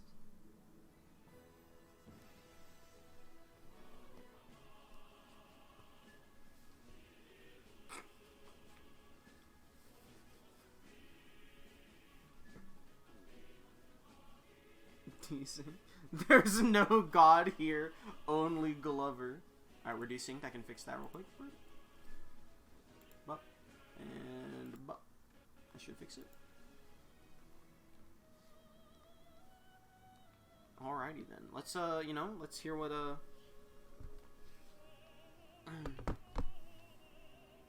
Here, what's his name? Wilhelm. Let's see what he has to say. Ready for some typing ASMR again.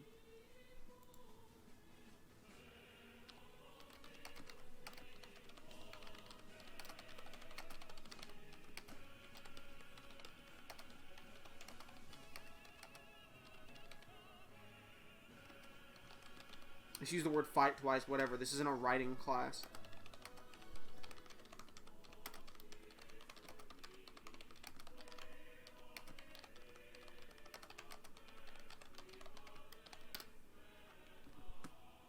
Wilhelm is seen laying on the ground again, completely exhausted. He's breathing very heavily, but he slowly stands up anyway. He looks very frustrated after his defeat. Damn it! I gave it my all. I really gave it my all. But it wasn't enough in the end. Wilhelm grabs his bone and starts to lean in on it to support himself a bit. I really thought I'd go further. Cubone. Done. Gone. Well, maybe we'll see you again if I ever stream Mystery Dungeon again, but who knows? This is guys, we got other things on the docket. Fellas, I think it's time we had a good fight. I think it's time for a hopefully good matchup, and that's why we're gonna do John Rambo versus Gojo Satoru up next. That's our next big fight here in Losers Bracket.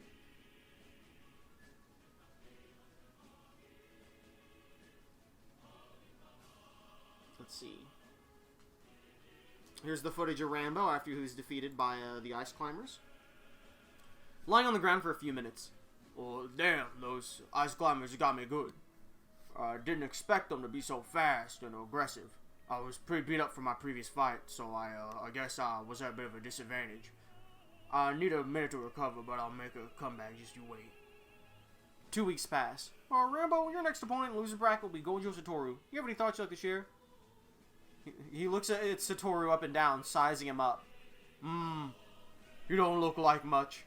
It doesn't look too strong, not like one of those big and bulky opponents I used to fight before.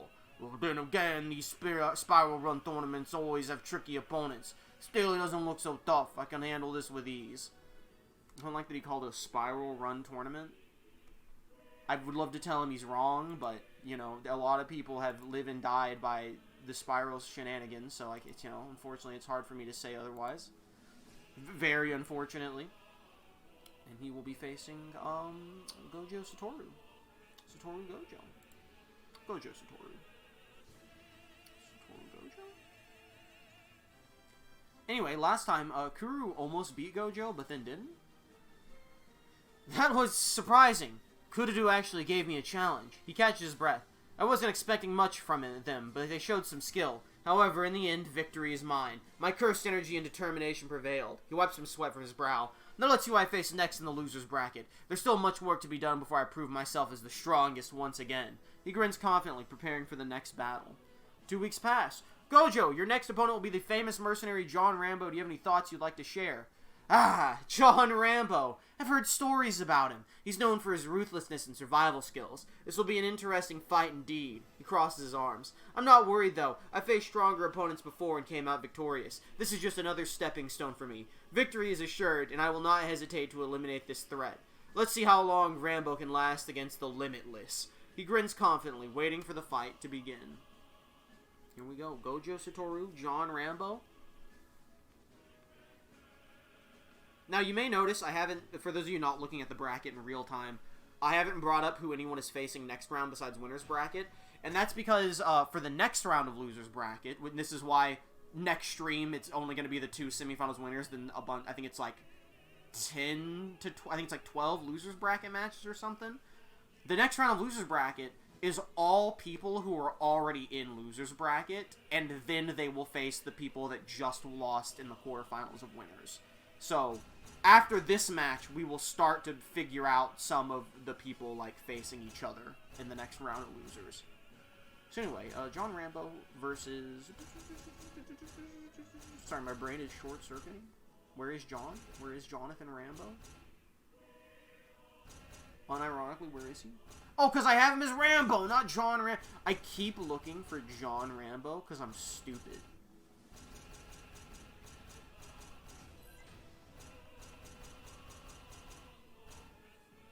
I have him as Gojo.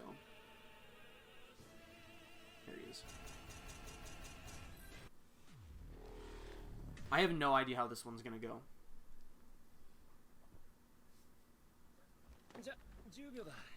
They're fighting at Burger King! I love the Burger King map. That's where the best fights happen. They're immediately going at it. They're swinging with all of their fists. And I won't lie, I'm a little surprised that Rambo has already taken like a 25% lead, but the Gojo's starting to close that gap as best he can.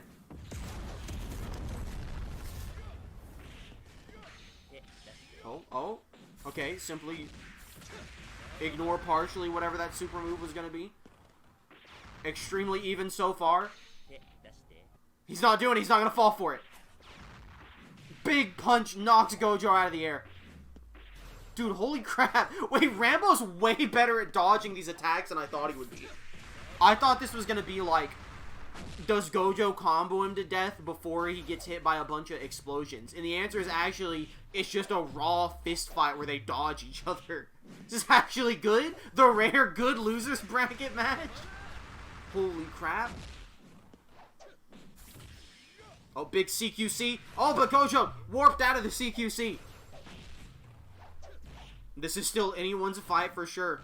Roundhouse kick from Rambo. Oh, called that roundhouse a little bit short there. Some good moves. Gojo actually in trouble. Oh, but not for long. Gojo zooming in for some big hits. Gojo's charging up. You could be looking for domain expansion, but Rambo's just blocking all of these attacks. He still takes a little bit damage from each block, but he's still blocking him most of the damage. Alright, that chipped away like a decent chunk from him.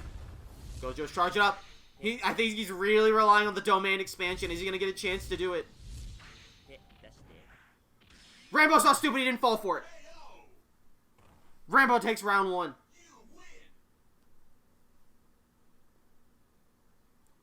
Going to round 2. Rambo, Gojo squaring off. He's trying to bait him. Rambo is not falling for it. Rambo is refusing to fall for the domain expansion. Gojo can spam it all he wants. Rambo is smarter than this. Oh, he took his blindfold off for a second. Rambo has scouted his opponent. His survival instincts are kicking in. He is not falling for any of Gojo's tricks. Seizure warning on that one. Look at this. Look at this expertise. Look at this veteran knowledge. This experience from John Rambo. He even broke out of the drag attack. Dude, Gojo's cooked. Gojo's cooked!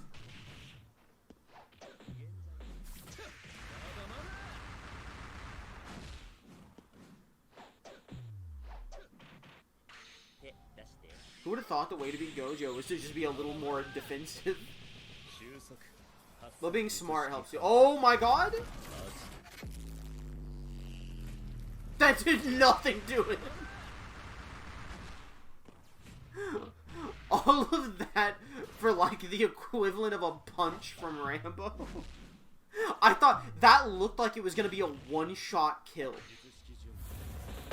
I genuinely think doing that like move where the ground comes up but Rambo blocks all of it cumulatively did more damage than that huge explosion did. Okay, hold on. He's dragging Rambo a lot now. He actually has a little bit of a health advantage here. Rambo's gonna have to time that counter move. Oh my god, a net. The rare move we never see Rambo bust out. He had to bust it out here.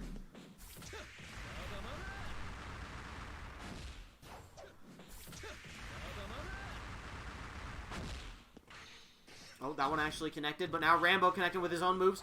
But busted the gun out for a second. Played it careful. Didn't fall for it.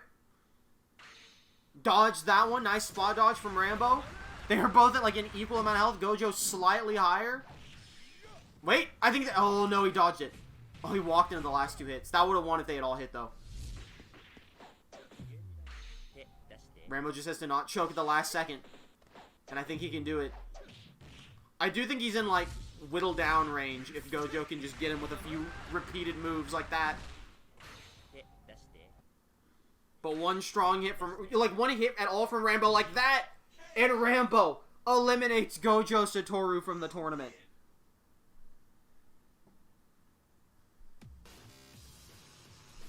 John Rambo moves on into loser's bracket.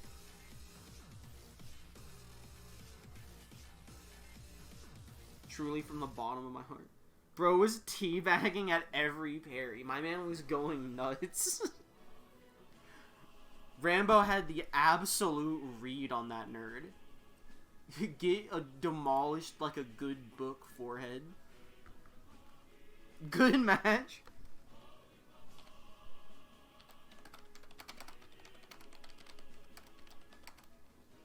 Here we go. But, Rambo had clearly scouted Gojo's strats and was consistently able to avoid a domain expansion.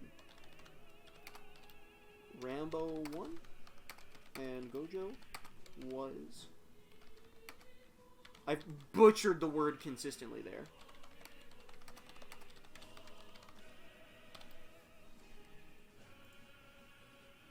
I put one extra in there. My dude's about to throw a baby fit. I can feel it in my bones. He sighs heavily, feeling frustrated and disappointed. I must admit, Rambo caught me off guard. He knew my strategies and managed to exploit my weaknesses. This loss, it hurts, but it doesn't mean I'm done yet. I'll train harder, learn from my mistakes, and come back stronger. There's still work to be done, and I will continue to prove my dominance. This is just a setback, nothing more. He shakes his head, determined to improve and reclaim his title. Thank you for a challenging fight, Rambo. Better luck next time. He offers a respectful nod before leaving the stage, contemplating his future training regime. Future training regimen. Goodbye, Gojo Satoru. Big fan favorite. What the hell is the next matchup? Do we dare? Do we dare attempt to have two decent matches back-to-back at the risk of pissing people off? I think the answer is no. I think I give chat a break and I let them watch me get really mad instead. So it's time now for Chowder versus Petey Piranha. The match where I become even more biased than I am against Glover.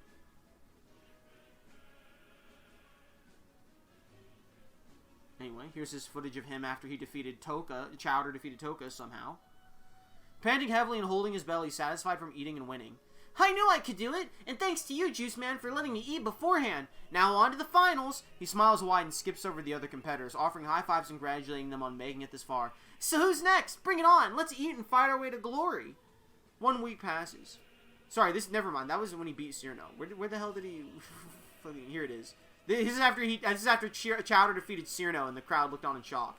Panting heavily and holding his bulging belly, satisfied from both the fight and the food he consumed beforehand. I told you I was the hungriest. Now where's the grand finals? Let's finish this and get some more food. I mistook which one it was, because Chowder always says the same thing, because he's a bad character. 2 weeks pass. Chowder, I can't believe you're still here, but you are, and your next opponent is going to be Petey Piranha Plant. You have any thoughts you'd like to share? Chowder still hasn't eaten since beating Cyrano, looking weak and starved. I wonder how that happened. Someone must have accidentally locked Chowder out of the, what's it called? Not concessions. I guess we also locked out of concessions. Catering in the back. I can't believe we're still doing this. Can't we just eat already? But yes, I'll fight Petey. I've heard he's tough, but I'm starving for more than just food. I want to win and eat my heart out. He flexes his tiny arm, trying to look intimidating. Let's do this. Head empty just like belly, so true. Speaking of head empty, but unlike belly, it's time for a Petey Piranha Plant.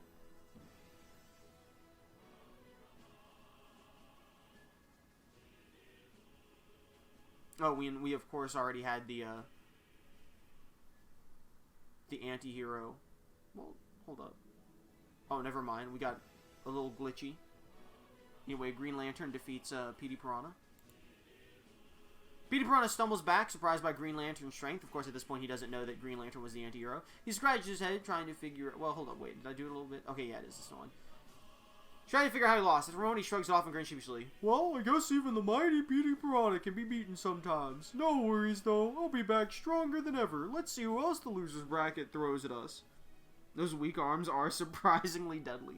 With renewed determination, Petey Piranha prepares for his next match, ready to claw his way back to the top and ultimately claim victory in the tournament. 2 weeks pass. Petey, your opponent up next will be the apprentice chef Chowder, someone who claims to be hungrier than even you. Do you have any thoughts you'd like to share? Petey Piranha's eyes light up with interest when he hears about his next opponent. He grins widely and flexes his muscles, his little fucking leaf arms. Chowder, huh? Another hungry competitor. Well, bring it on. I'll make sure he learns the true meaning of hunger by devouring him all. He chuckles menacingly, unaware of the hidden depths of Chowder's culinary skills. Don't you say that, AI. Don't you say that to me. Very funny that Petey says that, considering the original Petey that was going to be in this tournament had like its like finishing move was like a Vor attack where it ate and swallowed you and it was a one-hit kill. Anyway, Petey Piranha playing versus Chowder. Please, we've held so many L's tonight. Please, I'm begging you, just a crumb of W.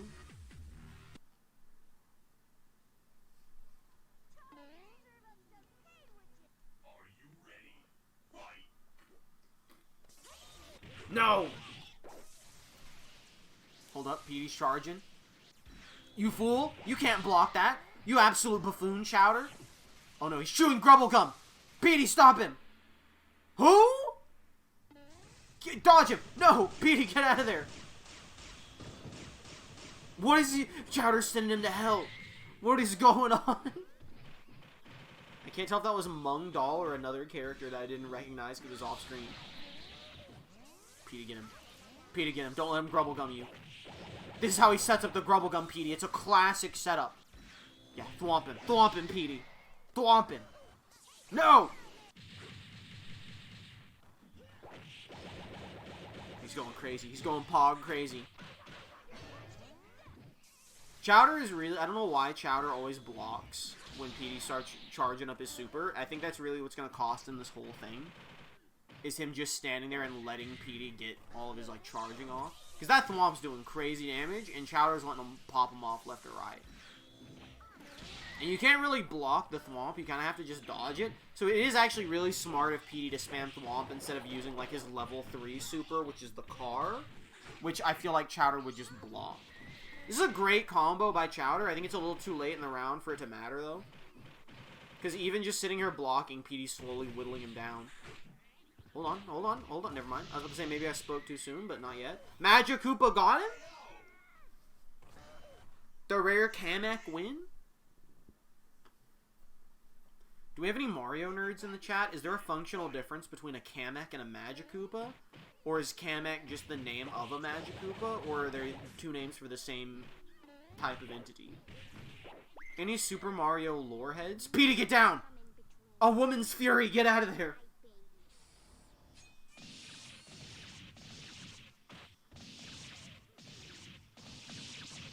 Holy crap. Oh, alright. I credit where it's due. Good combo follow-up by Chowder there. Immediately falls for the Thwomp. I thought he was going to somehow have Panini eat the Thwomp hit for him.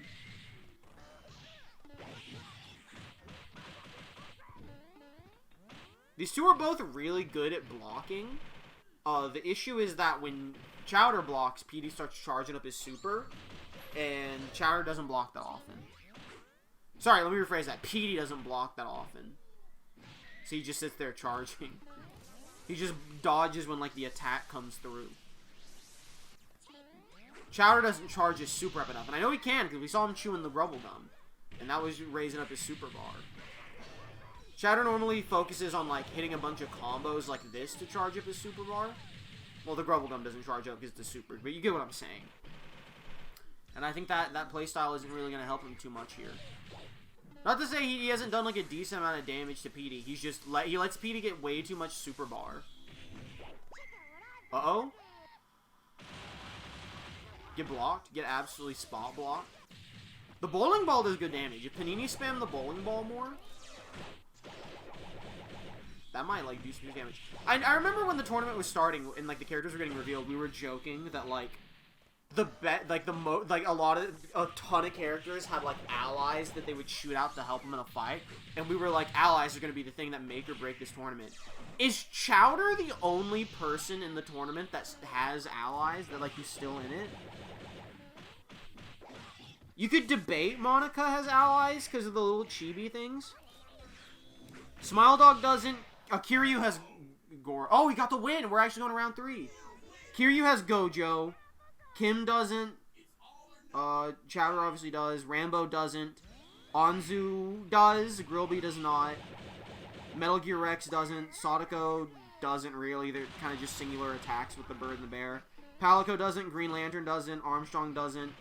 Lelouch technically doesn't because the mech is just a super. It's like 3 people left.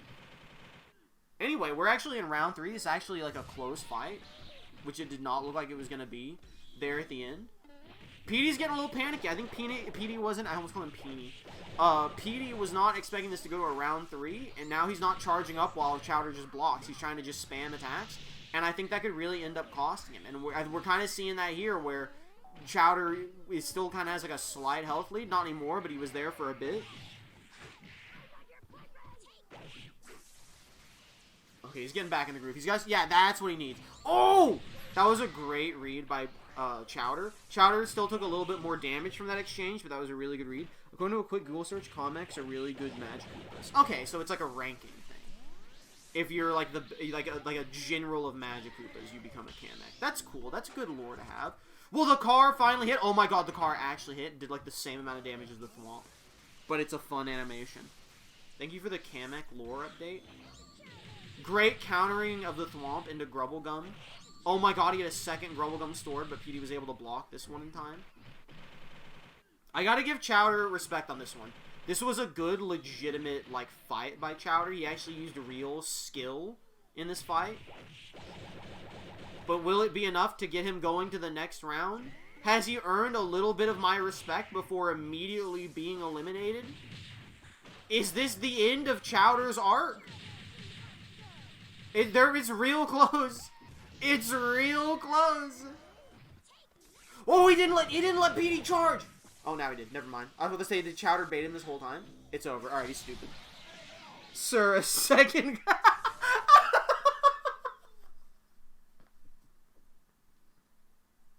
I looked over at chat and I just saw, sir, a second Grubblegum has hit the Petey. Petey Piranha has won. That was a great fight, honestly. Honestly, good fight. I thought Chowder baited him for a minute. I thought that when Petey went for that last charge, Chowder was going to just rush him and win, because Petey thought he was going to block while he charged, and he didn't do it, and I thought I was going to lose my mind. So we now know, next week, during one of the 8 losers matches, so we have 10 fights?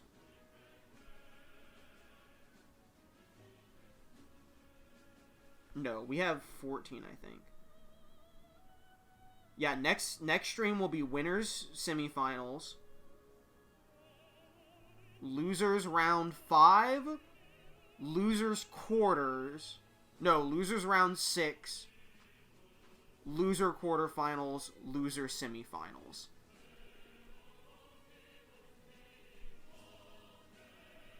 I don't know how many that is. Either way, we will have Petey Piranha versus Monika next time, and the winner of that will face the Ice Climbers. So we have that line right there. We'll have Petey versus Monika. Winner of that faces Ice Climbers. And then I think they'll be in another match later. Anyway, next up. Insane series of matches. Next stream is going to go crazy. Now, that doesn't mean we'll have to do a lot of interviews on the fly for the next one, but that's just how it goes. Next up is going to be... I don't know why I'm doing this like I'm about to pop it up right on the fly. We actually did some interviews, bro. It is time for Anzu Masaki versus Grillby. I didn't even advertise our main event. I'm a real goofy goober. Our main event of the evening is going to be Sadako versus Metal Gear Rex.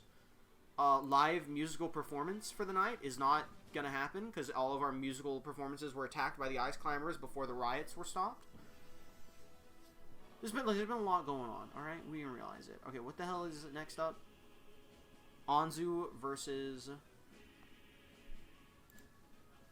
My brain shut down. Anzu versus Grillby. Holy crap.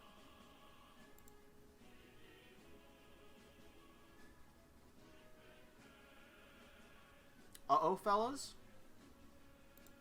Uh-oh, we may have an issue.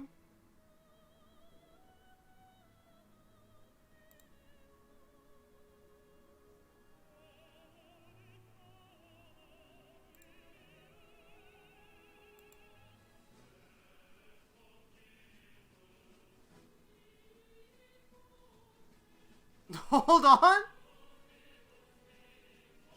Hold on a minute.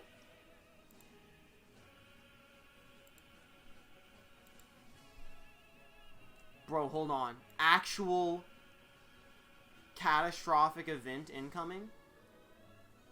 Will we need to pick the stream up at a later time?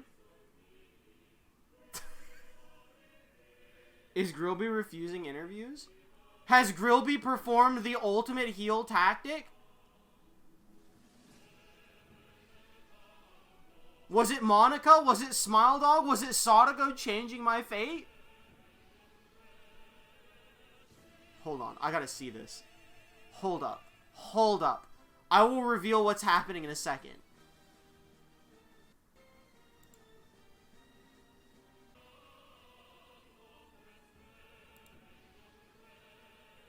Oh, hold up. I think they just fixed it. I think this was just a real-time glitch on the website.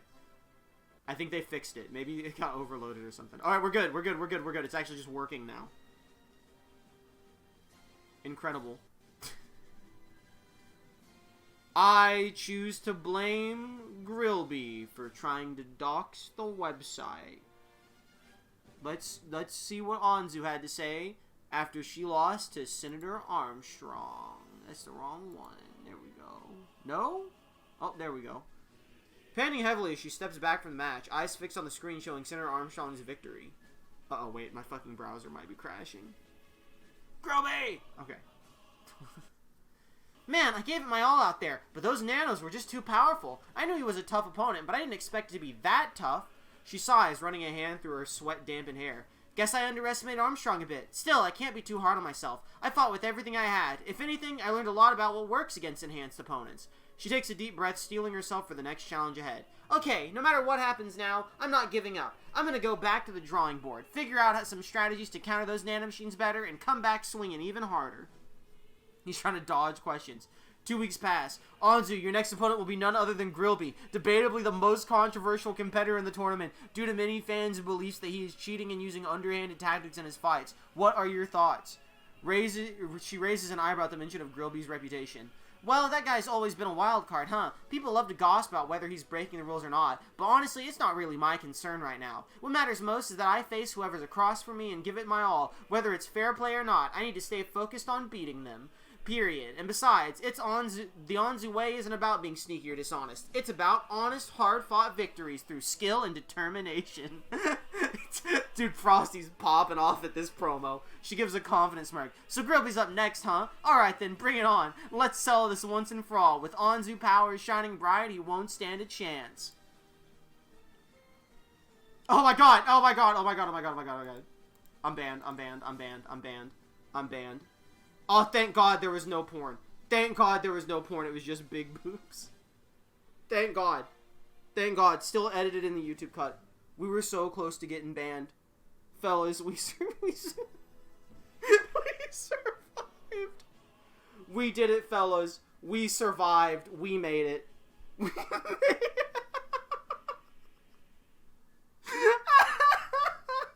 Grillby did that. I can't believe Grillby just tried to get me banned, dog.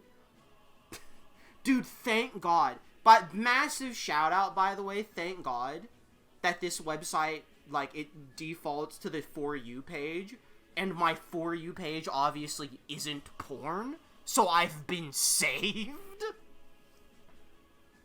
Holy crap. I mean, like, Avi knows his time is up. I hate that it's on his image right now, too, bro. Wait, is this the same image? Wait. No, it's not. Okay, I thought the same image used for the profile image was the same image used for his thing on here. Oh my god, I just had a fucking heart attack, bro. I just had a shoot heart attack. Oh my god. Okay, he defeated Cinnamoroll with a fucking cheat move last time. I'm sweating bullets right now. Oh my god, that could have gone so bad, bro. I need you to know, almost every time I load this website up, it's fucking Fuda porn. I was so scared, dog. I was gonna vomit. I was gonna vomit, bro. Had to leave for a sec. Are we still good? Oh, he missed. Brother, we're still good, but it was close. Oh my god, it was close, brother. The whole we've never, I don't think we've ever flown that close to the sun, but the second closest we've ever flown was the Steam Summer Sale streams where I didn't realize adult-only games were on.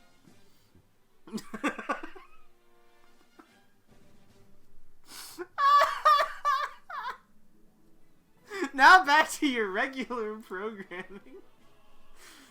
This is after everyone booed the crap out of him for booting Cinnamoroll. Grillby sighed, understanding the crowd's reaction but refusing to let it deter him. I know they're mad, but I had to do what I had to do. He looked over at Cinnamoroll, offering a hand to help him up. You put up a hell of a fight, man. Don't let them get to you. We'll both learn from this and come back stronger. Grillby tried to maintain his composure. I can't do this right now, bro.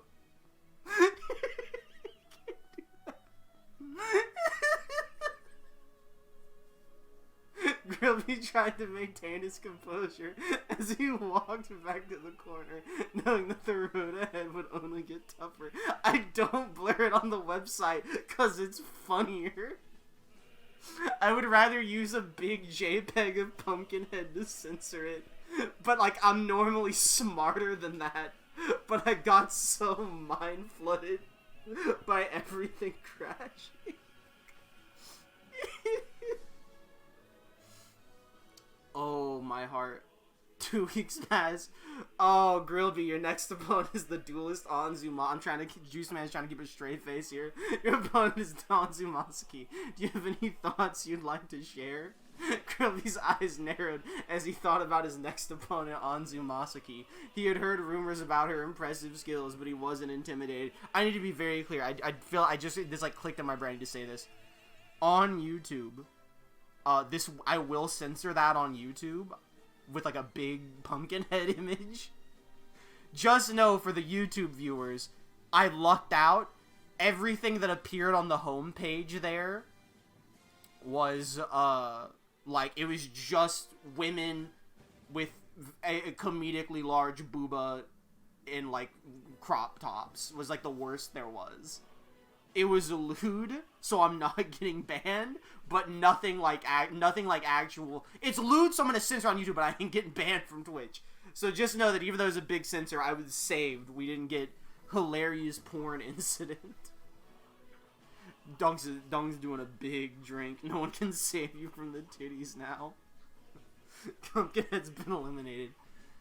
Anyway, Grillby's eyes narrowed as he thought of his next opponent, Anzu Masaki. He had heard rumors about her impressive skills, but he wasn't intimidated. Anzu Masaki, huh? She sounds formidable. He studied her moves and strategies, trying to find any weaknesses.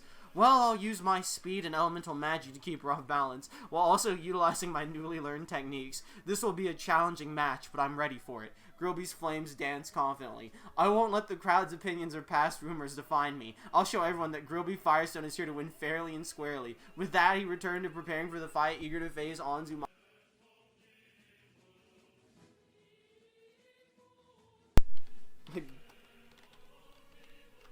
I'm having a stroke, bro. I burst into the room before the fight. Damn it, Grillby.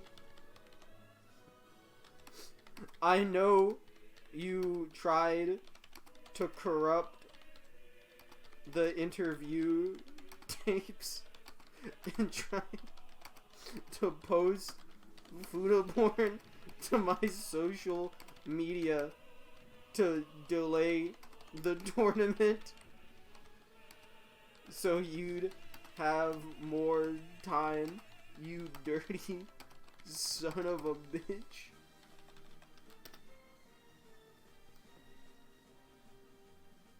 Grillby's eyes widened in shock as he burst in the room, yelling accusations at him. He was taken aback, unable to believe that someone would think he would stoop so low. What? No, I didn't do any of those things. He stammered, his flames flickering wildly in agitation. Why would I try to grip the interview tapes or post food porn to your social media? That makes no sense. Grillby shook his head, confused and angry. You got the wrong guy, man. I'm fighting for what's right, not trying to sabotage the tournament. His voice was filled with conviction, hoping you would believe him. He's like Batman, he just needs more prep time. Oh yeah? What? You expect me to believe someone else did it? Like who? Green Lantern? Get real.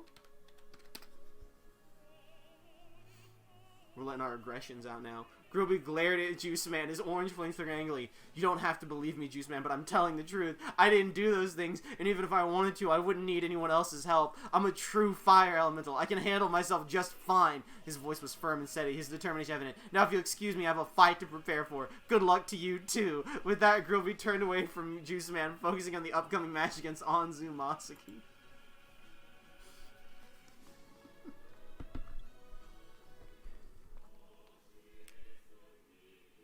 Fellas, the stream is saved. A legendary moment. It will now go down in history. Anzu, kill him. Oh my god, right. You said there was a desync. Wait, Okay, you're gonna miss the start of this. Fine, that's okay. And we're going right out of the gate. He's already busting out his little ally. I forgot Grillby had that little green fire student that helps him. What are you doing with that jailbait, huh, Grillby? You sick freak? Yeah, we know it was you the whole time. Kill him. I'm maximum bias mode. Anzu, eliminate Grillby. Oh my god, he sent her flying. Stop using the butterfly. It doesn't work against him. Literally every one of your moves besides the butterfly works. Stop using it. Everyone get in the prayer circle. Everyone draw a smiley face, draw one part of a smiley face on your hand. We have to make sure that Anzu wins. Sorry, did she just yell PK Thunder? Anzu, not like this. Mirror Force, Anzu, Mirror Force.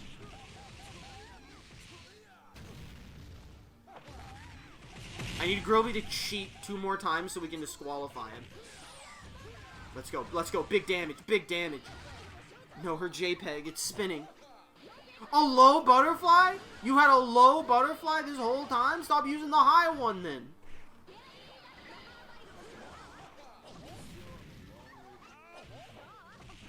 I want to believe. No, he's juggling. My god. She's doing it. Now do it again. My god, I think that was the infinite ultimate burst, whatever it's called. The infinite inferno burst or whatever. I think she dodged it. Just don't walk into him, Anzu. Just don't walk into him. No! It's okay. It's okay. It's okay. She did well. She did well. She just has to win 2 rounds in a row. Every hero needs to come back. Every hero needs to come back.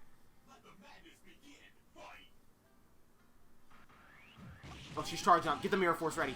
Get the Mirror Force ready, Anzu. Mirror Force is Infinite Inferno Burst.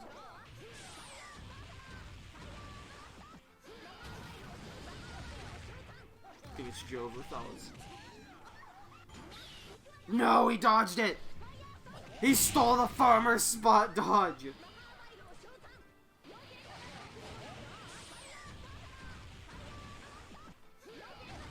Can't believe society would do this to us.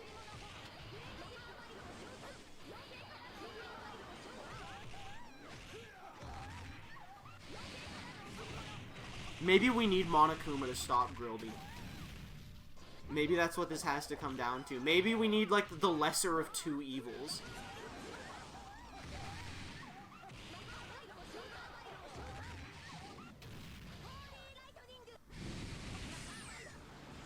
Please. What is that? What? It's gotta be Kiryu again. She actually survived the Infinite Inferno Burst, but not for long. He, like, had an atom bomb in his hand and started running at her. Oh my god. Okay, I will say this. I respect that at the moment, Grillby's kind of just running it against baby faces. Oh yeah, I ain't cheating anyway. 909 hit combo. Next stream. Grillby versus John Rambo is the match. And then the winner of that match faces the Rabbid. We have never needed the return of John Rambo, legendary hero, more than ever next stream. We need the Rambo double tap so bad, dog. So bad. Where's Anzu? We got a murker.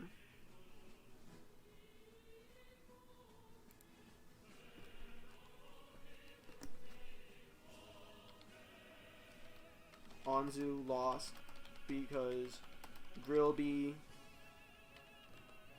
stalled for time by DDoSing the tournament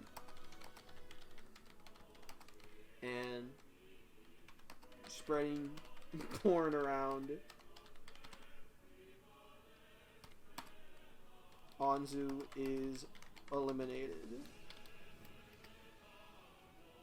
I'm not showing the screen yet because I don't know how she's going to respond to that insane statement. Okay, you know what? She's actually... We're good. Anzu, respectable Anzu incoming. She slumps her shoulders in disappointment, a frown etched on her face as she realizes she's been eliminated. Aw man, that really sucked. I thought for sure I could take down Grillby after what happened last time. But hey, nobody said fighting would always be fair, right? She shakes her head, trying to clear away the frustration. You know what? I've still got a ton to be proud of. Making it this far in the tournament was amazing, and I faced some seriously tough opponents along the way. The real reason here is to keep improving, stay focused, and never give up. The real lesson here, no matter what.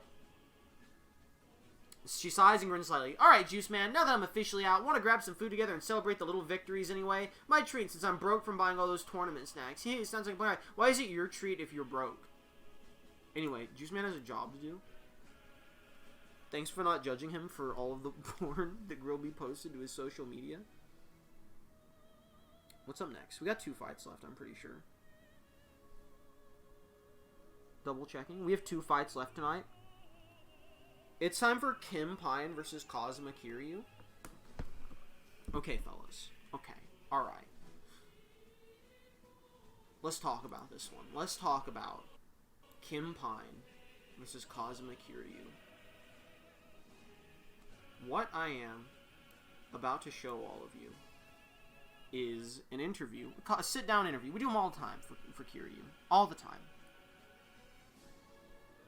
We got them together, we had a chat, and things went a way I definitely did not expect.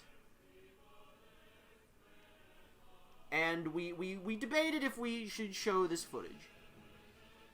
But we decided it was important for the tournament that we share this. Also, the footage was almost lost. Thankfully, I am smart and knew that most likely Kim would try to get rid of this footage. But we're gonna go through it, and we're gonna have the sit-down interview.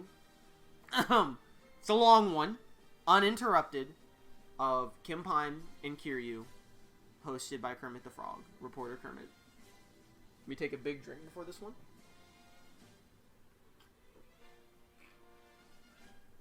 Alright. Here we go. Kiryu adjusts his suit as he stands next to Kim. His eyes narrow as he regards her with a mixture of respect and concern. Of course! Always ready for a good match. Sorry, Kermit says thank you both for being here today. Always ready for a good match. Kim crosses her arms and shoots Kazuma Kiryu a sidelong glance. There is a hint of determination in her eyes. I ain't about to go easy on you just cause we're friends, old man.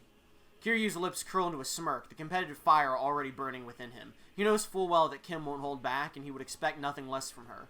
Oh, believe me, I wouldn't expect anything less from you. I'll be giving you everything I've got. May the best fighter win, Kim-san. I didn't realize you two knew each other already. Kim shrugs, her body language betraying a mixture of reluctance and resignation. She glances at Kiryu before returning her attention back to reporter Kermit. We met? Kim's voice lacks its usual enthusiasm. She seems preoccupied by something. Kiryu senses Kim's unease and gives her a sidelong glance, trying to decipher what's troubling her. He then looks back at reporter Kermit, his expression stoic but unfriendly. Yes, we've crossed paths before. We're acquaintances. You guys are both being very dodgy. Kim rolls her eyes, her expression still sullen. It's nothing, okay? We just have a complicated history. Leave it at that. Kim crossed her arms again, the movement making her body language seem closed off and guarded. Now I wouldn't be a very good reporter if I just left it at that, now would I? Kiryu lets out a sigh, realizing that reporter Kermit is going to be persistent in his pursuit of the truth. He glances at Kim, his eyes a mix of weary resignation and amusement. Fine, we used to be more than just acquaintances. Kiryu lets out another sigh, his voice low and filled with a touch of regret. Oh my! Not like that, you idiot, Kim blurts out, a hint of frustration in her voice. She glances at Kiryu, a touch of embarrassment on her face. We dated. I mean, yeah, obviously, what did you think I was thinking? Kiryu can't help but chuckle slightly at the exchange between Kim and reporter Kermit. He shakes his head in amusement before speaking up. Yes, it's true. We used to date when we were younger, but that was a long time ago. We've both moved on from that chapter in our lives. Spill the tea! Spill the tea! Spill the tea!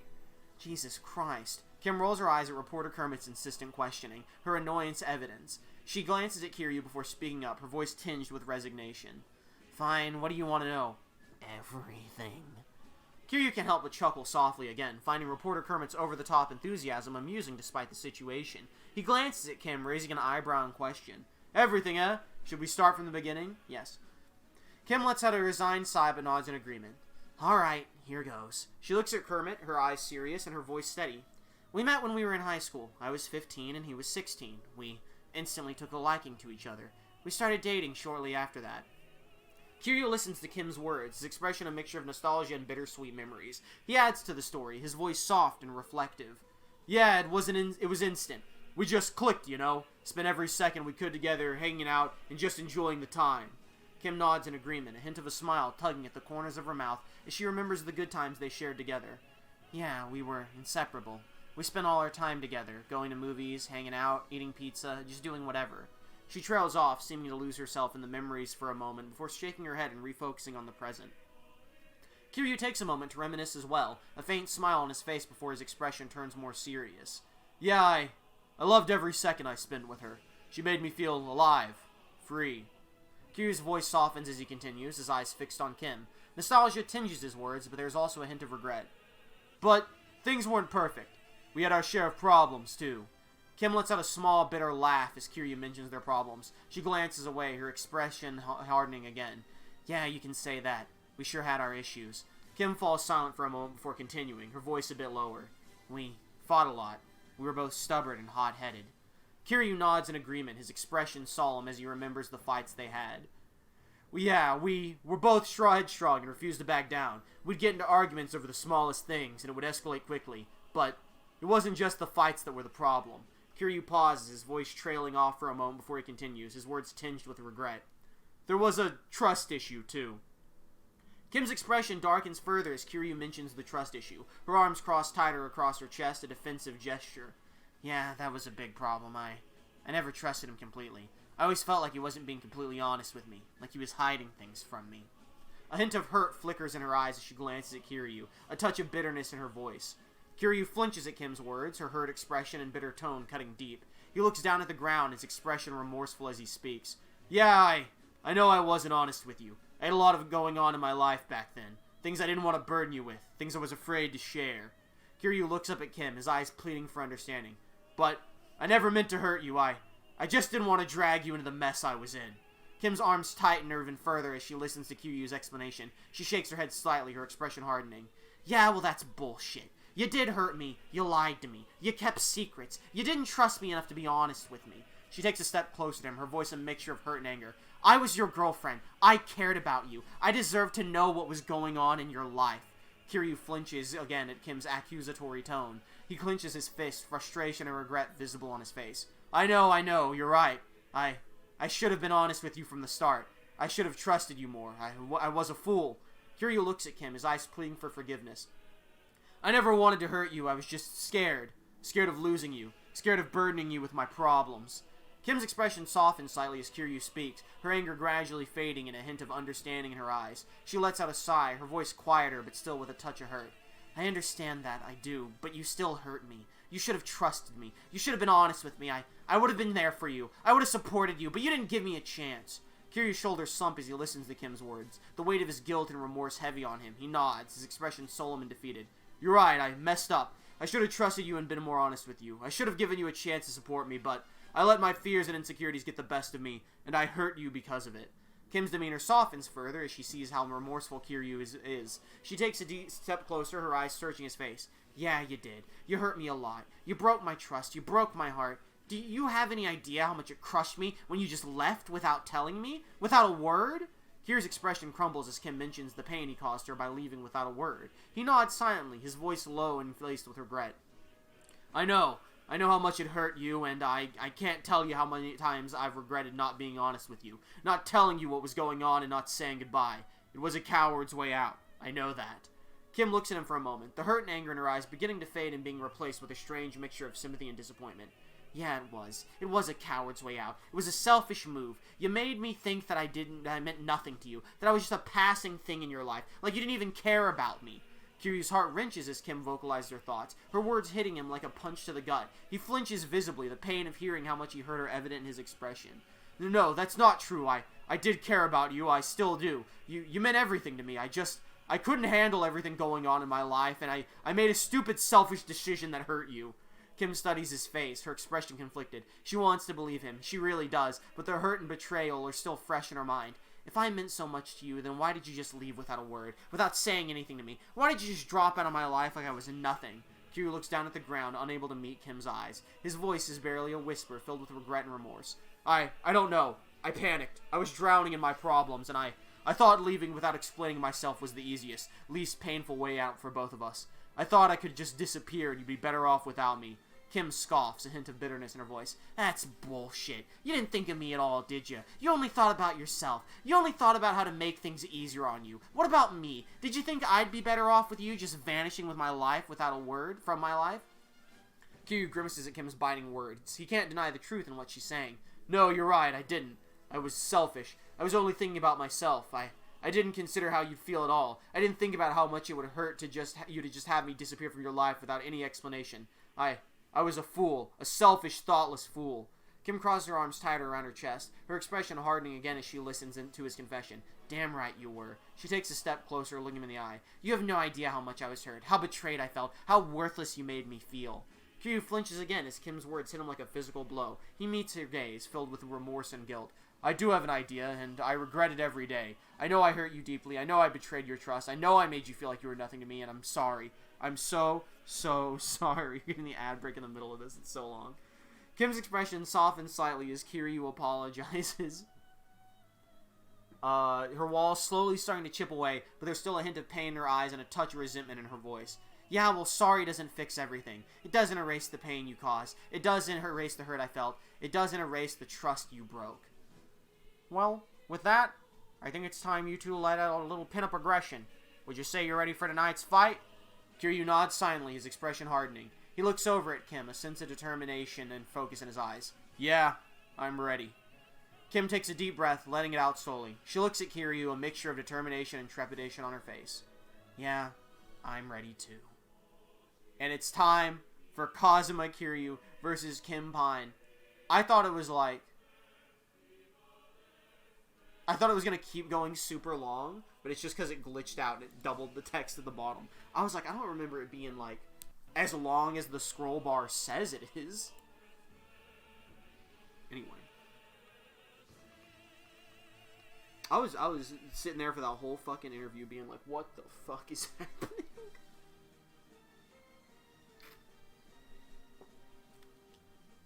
Kiryu versus Kim Pine time. I think they should be right next to each other. This is so perfect. The literal perfect three-person lineup. This is his face the entire time. This was Kermit's face that entire interview.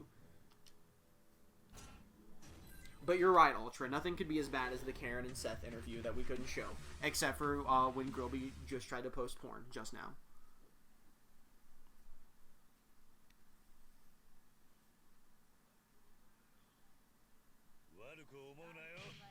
And here we go. Second to last fight of the evening. Coming up is the main event of Metal Gear Rex versus Sadako. They are trying their best to take Kim Pine out, but she is just blocking every shot. She's playing it smart here. She's barely taking any damage. She's a shorty, but she does not have the Smile Dog shorty advantage. You are still able to hit her with your moves. Big grab. Dude, she's smart. She knows all of Kiryu's moves. She knows him too well. She's got the read on everything. Where even right now, she's using the drum skits to break his legs. Something I'm sure she's fantasized about a lot. Oh, he's rushing in. Big punch. Comboing her hard in the gut. She's punching him straight in the wiener repeatedly. She just blocked an entire motorcycle hit. There's that video game combo right there. Kim's got the advantage right now. She's trying to sneak up on him. But he got her with the knee breaker. This is more of a shoulder breaker. It's hard to say. It's close. It could go either way at the moment. One good grab could take it for Kiryu, but a couple good hits from Kim Pine could take it as well. Oh, and that's going to finish it, I think. Yep. Kiryu, very close fight, takes round 1. Going in round 2, Kiryu versus Kim. Moves in with I almost said Gojo. Goromaji, that's who he is. Big sharp gun, but he gets snuck attacked by the Angel Kim. Kim with the rear view. And is parrying the sign being swung at her. Please, Kiryu. People are relying on Kiryu to save the world. He has stuck a firecracker in her hair. I'm going to wait for a moment to... This is a good time to deactivate and reactivate. To try and fix the desync, because he was just doing the sign move there. The vending machine stomp or whatever.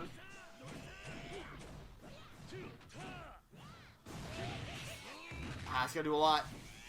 Big face breaker. That's like a quarter of her health. Huge punch. Got her with the bowling ball. A second bowling ball, and Goro attacks, cuts her with a knife. And Kiryu does it. There it is. There's the move that wins. Kiryu takes round 2.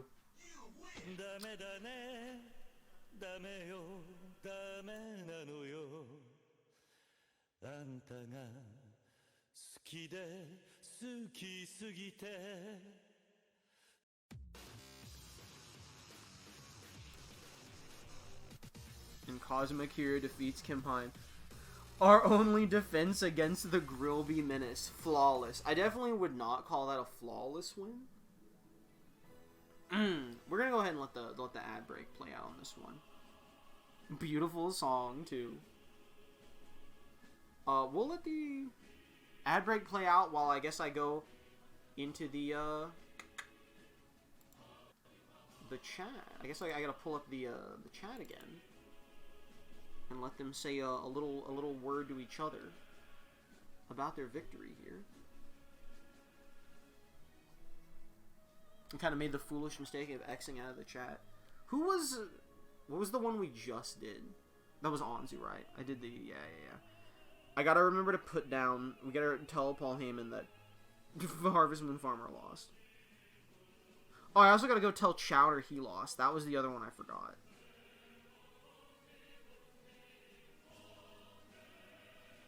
So we told Homer, we're about to tell Kim, we gotta tell Farmer, we told Gojo, we told Anzu, we told Cubone. Okay. Sorry, Frosty's on the complete opposite side of the bracket. Yeah, but, like, he can get to him. That's the thing, you know? It's not, like... It means if he stays in it, he's able to take him out eventually. We just don't want him in grand finals. We don't even really want him in loser finals, but one of them might have to make it there.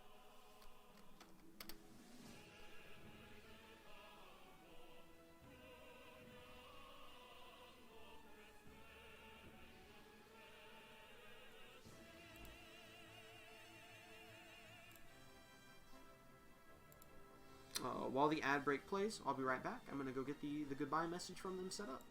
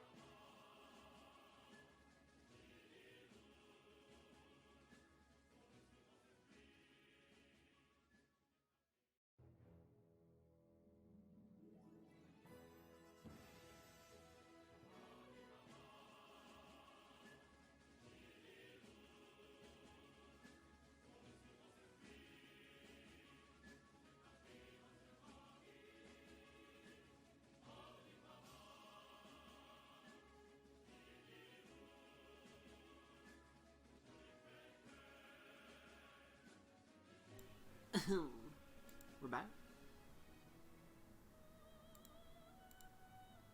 As Kim collapses onto the mat, defeated and out of the tournament, Kiryu stares down at her, his breathing heavy. A mix of exhilaration and regret is on his face as he looks at his former girlfriend, now lying on the floor, defeated by his own hand. Kim lays on the mat, panting heavily as she tries to catch her breath. Her body is exhausted and pain washes over every muscle. As she looks up and sees Kiryu standing over her, she feels a mix of emotions. Hurt, anger, and sadness. But also, somehow, a pang of nostalgia at the sight of him standing victorious over her once again. Kiryu gazes down at Kim, her defeated form bringing back a flood of bittersweet memories. He hesitates for a moment before he holds out his hand to help her stand, his voice low and soft. Come on, let me help you up. Kim looks at his outstretched hand, her expression conflicted. Part of her wants to slap it away, but another part remembers the old days when he would pull her to her feet after a playful match, a smirk on his face. After a moment, she takes his hand reluctantly and allows him to help her up. Kiryu helps Kim to her feet, his grip sure and steady. He can't help but remember those times he would help her up, the way her hand would feel in his back then. As soon as she's standing, he withdraws his hand, the gesture familiar but charged with a different kind of tension now. You did well, he says, his voice a mix of praise and something else he can't quite place. Despite herself, Kim can't help but feel a tiny flicker of pride at Kiryu's praise, but she quickly masks it with a scoff and a roll of her eyes. Yeah, well, not well enough, obviously. Kiryu shrugs slightly, a hint of a smirk on his face at her sassy comment. It's a response he knows well and remembers fondly. You put up a good fight, but I was better, just like I always was. Kim shoots him a mocking glare, her competitive spirit ignited by his response. She crosses her arms across her chest, her expression defiant.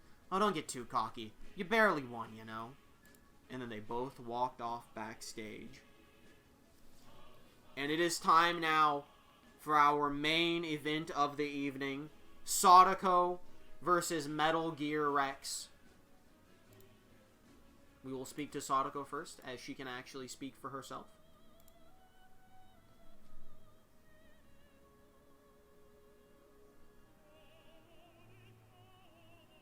Alright, this is, our words with, this is what Sadako had to say after obliterating, Maka, and then figuring out that Ashley was eliminated. Let me in. There we go. Ashley fought valiantly, but her loss only further fuels our vengeance. We will continue to seek justice for our fallen comrades, and Smile Dog will feel the wrath of the Spiral sooner rather than later. As for Monika and myself, we stand tall as the last remaining members of our twisted family. Together we shall finish what we started. 2 weeks pass. Sadako, do you have any thoughts you'd like to share about your matchup against the ultimate weapon, Metal Gear Rex, tonight? Metal Gear Rex represents the pinnacle of technology and destruction. The existence is a direct threat to everything the Spiral stands for. Tonight we will face our greatest challenge yet. But fear not, for I have prepared accordingly. This machine may be powerful, but it will fall before my wrath. Remember, Juice Man, the Spiral is not easily defeated. And do you have any comment on what Monika said earlier tonight about how you two agreed the Spiral should work independently of each other for now? She doesn't seem particularly concerned about Monika's comments. Monika's suggestion is a strategic decision based on our current situation. The Spiral will continue to operate independently for the time being, but our ultimate goal remains unchanged. We will reunite when the time is right, and together we will finish what we started. As for our individual actions, they serve to weaken our enemies and strengthen our cause. And now, for the final interview of the night. It's not really an interview. We have Paul Heyman to cut a promo about Metal Gear Rex.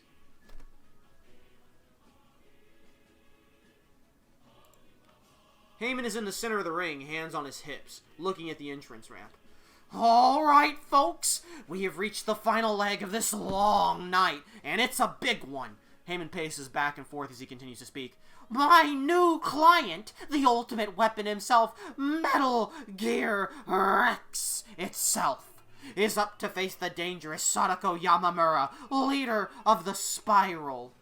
We all know that my client Rex is a force to be reckoned with, a goddamn machine that will tear ass and take names. Heyman looks at his client, waiting for him to approach. Now this ain't gonna be an easy one. Sadako is gonna bring a fight that will test how good my client truly is. But I have faith in him. I know he can win this, and I've seen firsthand what he is capable of. So sit back, get ready. This is gonna be a goddamn bloodbath. It's main event time. Sadako Yamamura, leader of the Spiral, of which there is very little left. And Metal Gear Rex, the ultimate weapon.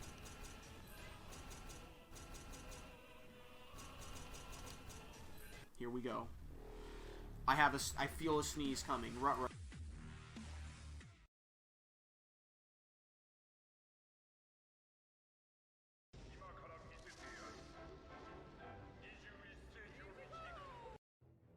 Sorry, stream hates that one.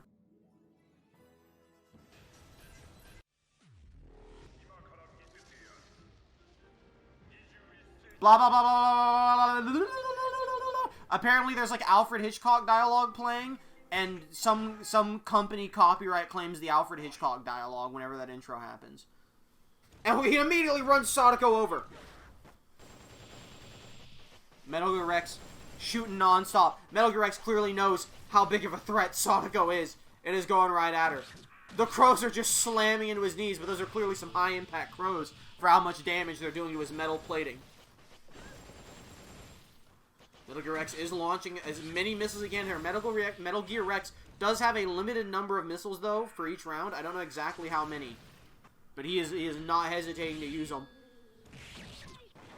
I think a lot of Sadako's supers don't work on Metal Gear Rex, but that seems to be fine. She's still chipping away a good amount of damage at him. The birds honestly do more damage than I was expecting. She could probably get away with just trying to spam those while avoiding his attacks. He's going for the kick loop. Big stomp. And then stomps away while shooting the laser. That was actually a good combo. Metal Gear Rex actually multitasking his attacks here against Sadako. Oh, she went for a bazooka, but he is not letting up on the missiles here. Oh, I think Metal Gear Rex taking round one. Is Metal Gear Rex going to overthrow the leader of the Spiral? Got the extra stomp in there, too.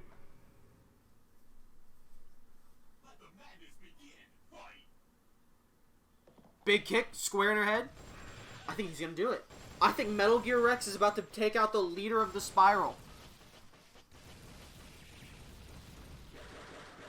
He's taking aim. Oh, that was a good dodge. That was a great dodge by Sadako. She's trying to limbo the missiles, but she is not doing a good enough job. She might need to just spam the birds. I don't think she can take him. I don't think Sadako can take the Metal Gear Rex. He doesn't have a fate. He's a piece of machinery. She has no domain over his soul.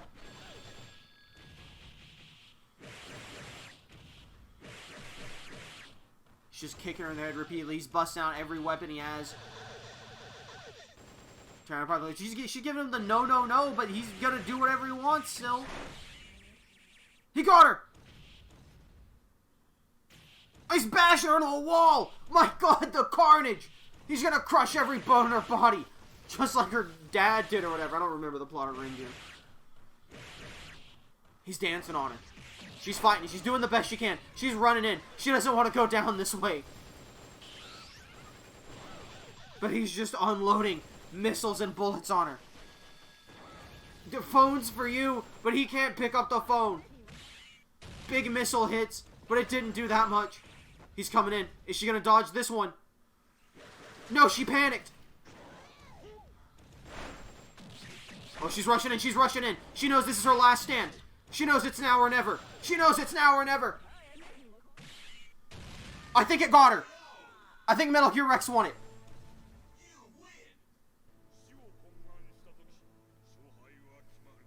Metal Gear Rex has defeated Sadako. The leader of the Spiral has gone down. Oh my god, next stream is insane. I just saw the matchup, which we will cover in just a second. And with that, let's start by going to Paul Heyman and seeing what he has to say about his 3 outcomes at the end of the show. Heyman receives a report on how his clients did. Metal Gear Rex and Glover were victorious and move on in the tournament. However, Farmer was defeated by Monika's cheating ways, despite his fantastic performance. And the farmer has been eliminated. Let's see how he reacts to this.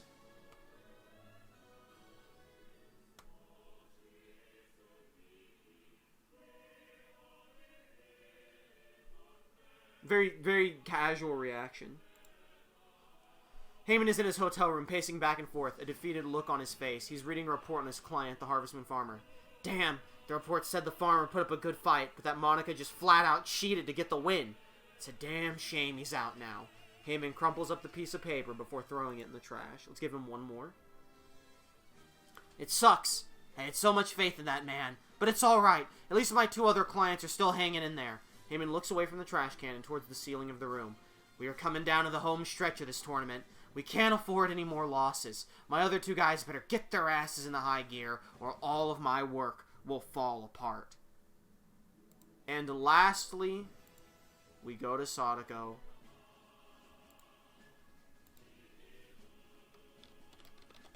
Ultimately, Sadako has no power over the soul of her enemy when her enemy has no soul. And she certainly couldn't overpower the ultimate weapon.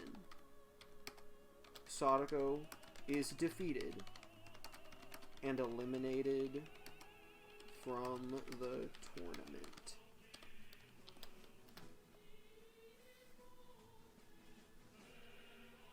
This battle, it was unfair. How could I possibly stand against such an immovable force, devoid of life and emotion? But fear not, Juice Man. My defeat does not diminish our cause. The spiral will rise again, stronger and more vengeful than ever before. With a chilling laugh, Sadako vanishes from the screen, leaving Juice Man with a haunting reminder of her determination and the certainty that the spiral's quest for vengeance will continue despite its latest setback. And with that, we only have 2 M.U.G.E.N 64 streams left. Maybe next week, maybe in 2 weeks, probably next week. Your card. Winner's bracket. Senator Armstrong versus Lelouch, and Palico versus Green Lantern in the semifinals. In loser's bracket, we will have Metal Gear Rex versus Glover. The winner of that will face Monokuma, and the winner of that will move on to round 7. Grillby versus Rambo. The winner of that will go on to face Rabbid, and the winner of that will go on to face one of the previous people I just said in round 7. Petey Piranha versus Monika. The winner of that will move on to face the Ice Climbers. The winner of that will move on to round 7. Kazuma Kiryu versus Smile Dog. The winner of that will move on to face MissingNo. And the winner of that will move on to face one of the 3 people I just read, Ice Climbers, Petey, or Monika, in round 7. And then the 2 round 7 winners will face the 2 people that lost in winner's bracket in round 8. All of that will happen next time, and that will leave us with our final 4 competitors. 2 in winners, 2 in losers. And that will take us into the final stream where we will have our finals. Thank you for coming. There's 12 people left, I believe. Smile Dog, Kiryu, Monika, Petey, Grillby, Rambo, Metal Gear Rex, Glover, Green Lantern, Palico, Lelouch, Lamperouge, Senator Armstrong. 12 people left. Thank you all for coming. We're right at the finish line. We almost died here tonight. You've never seen me closer to death. Thank you for coming.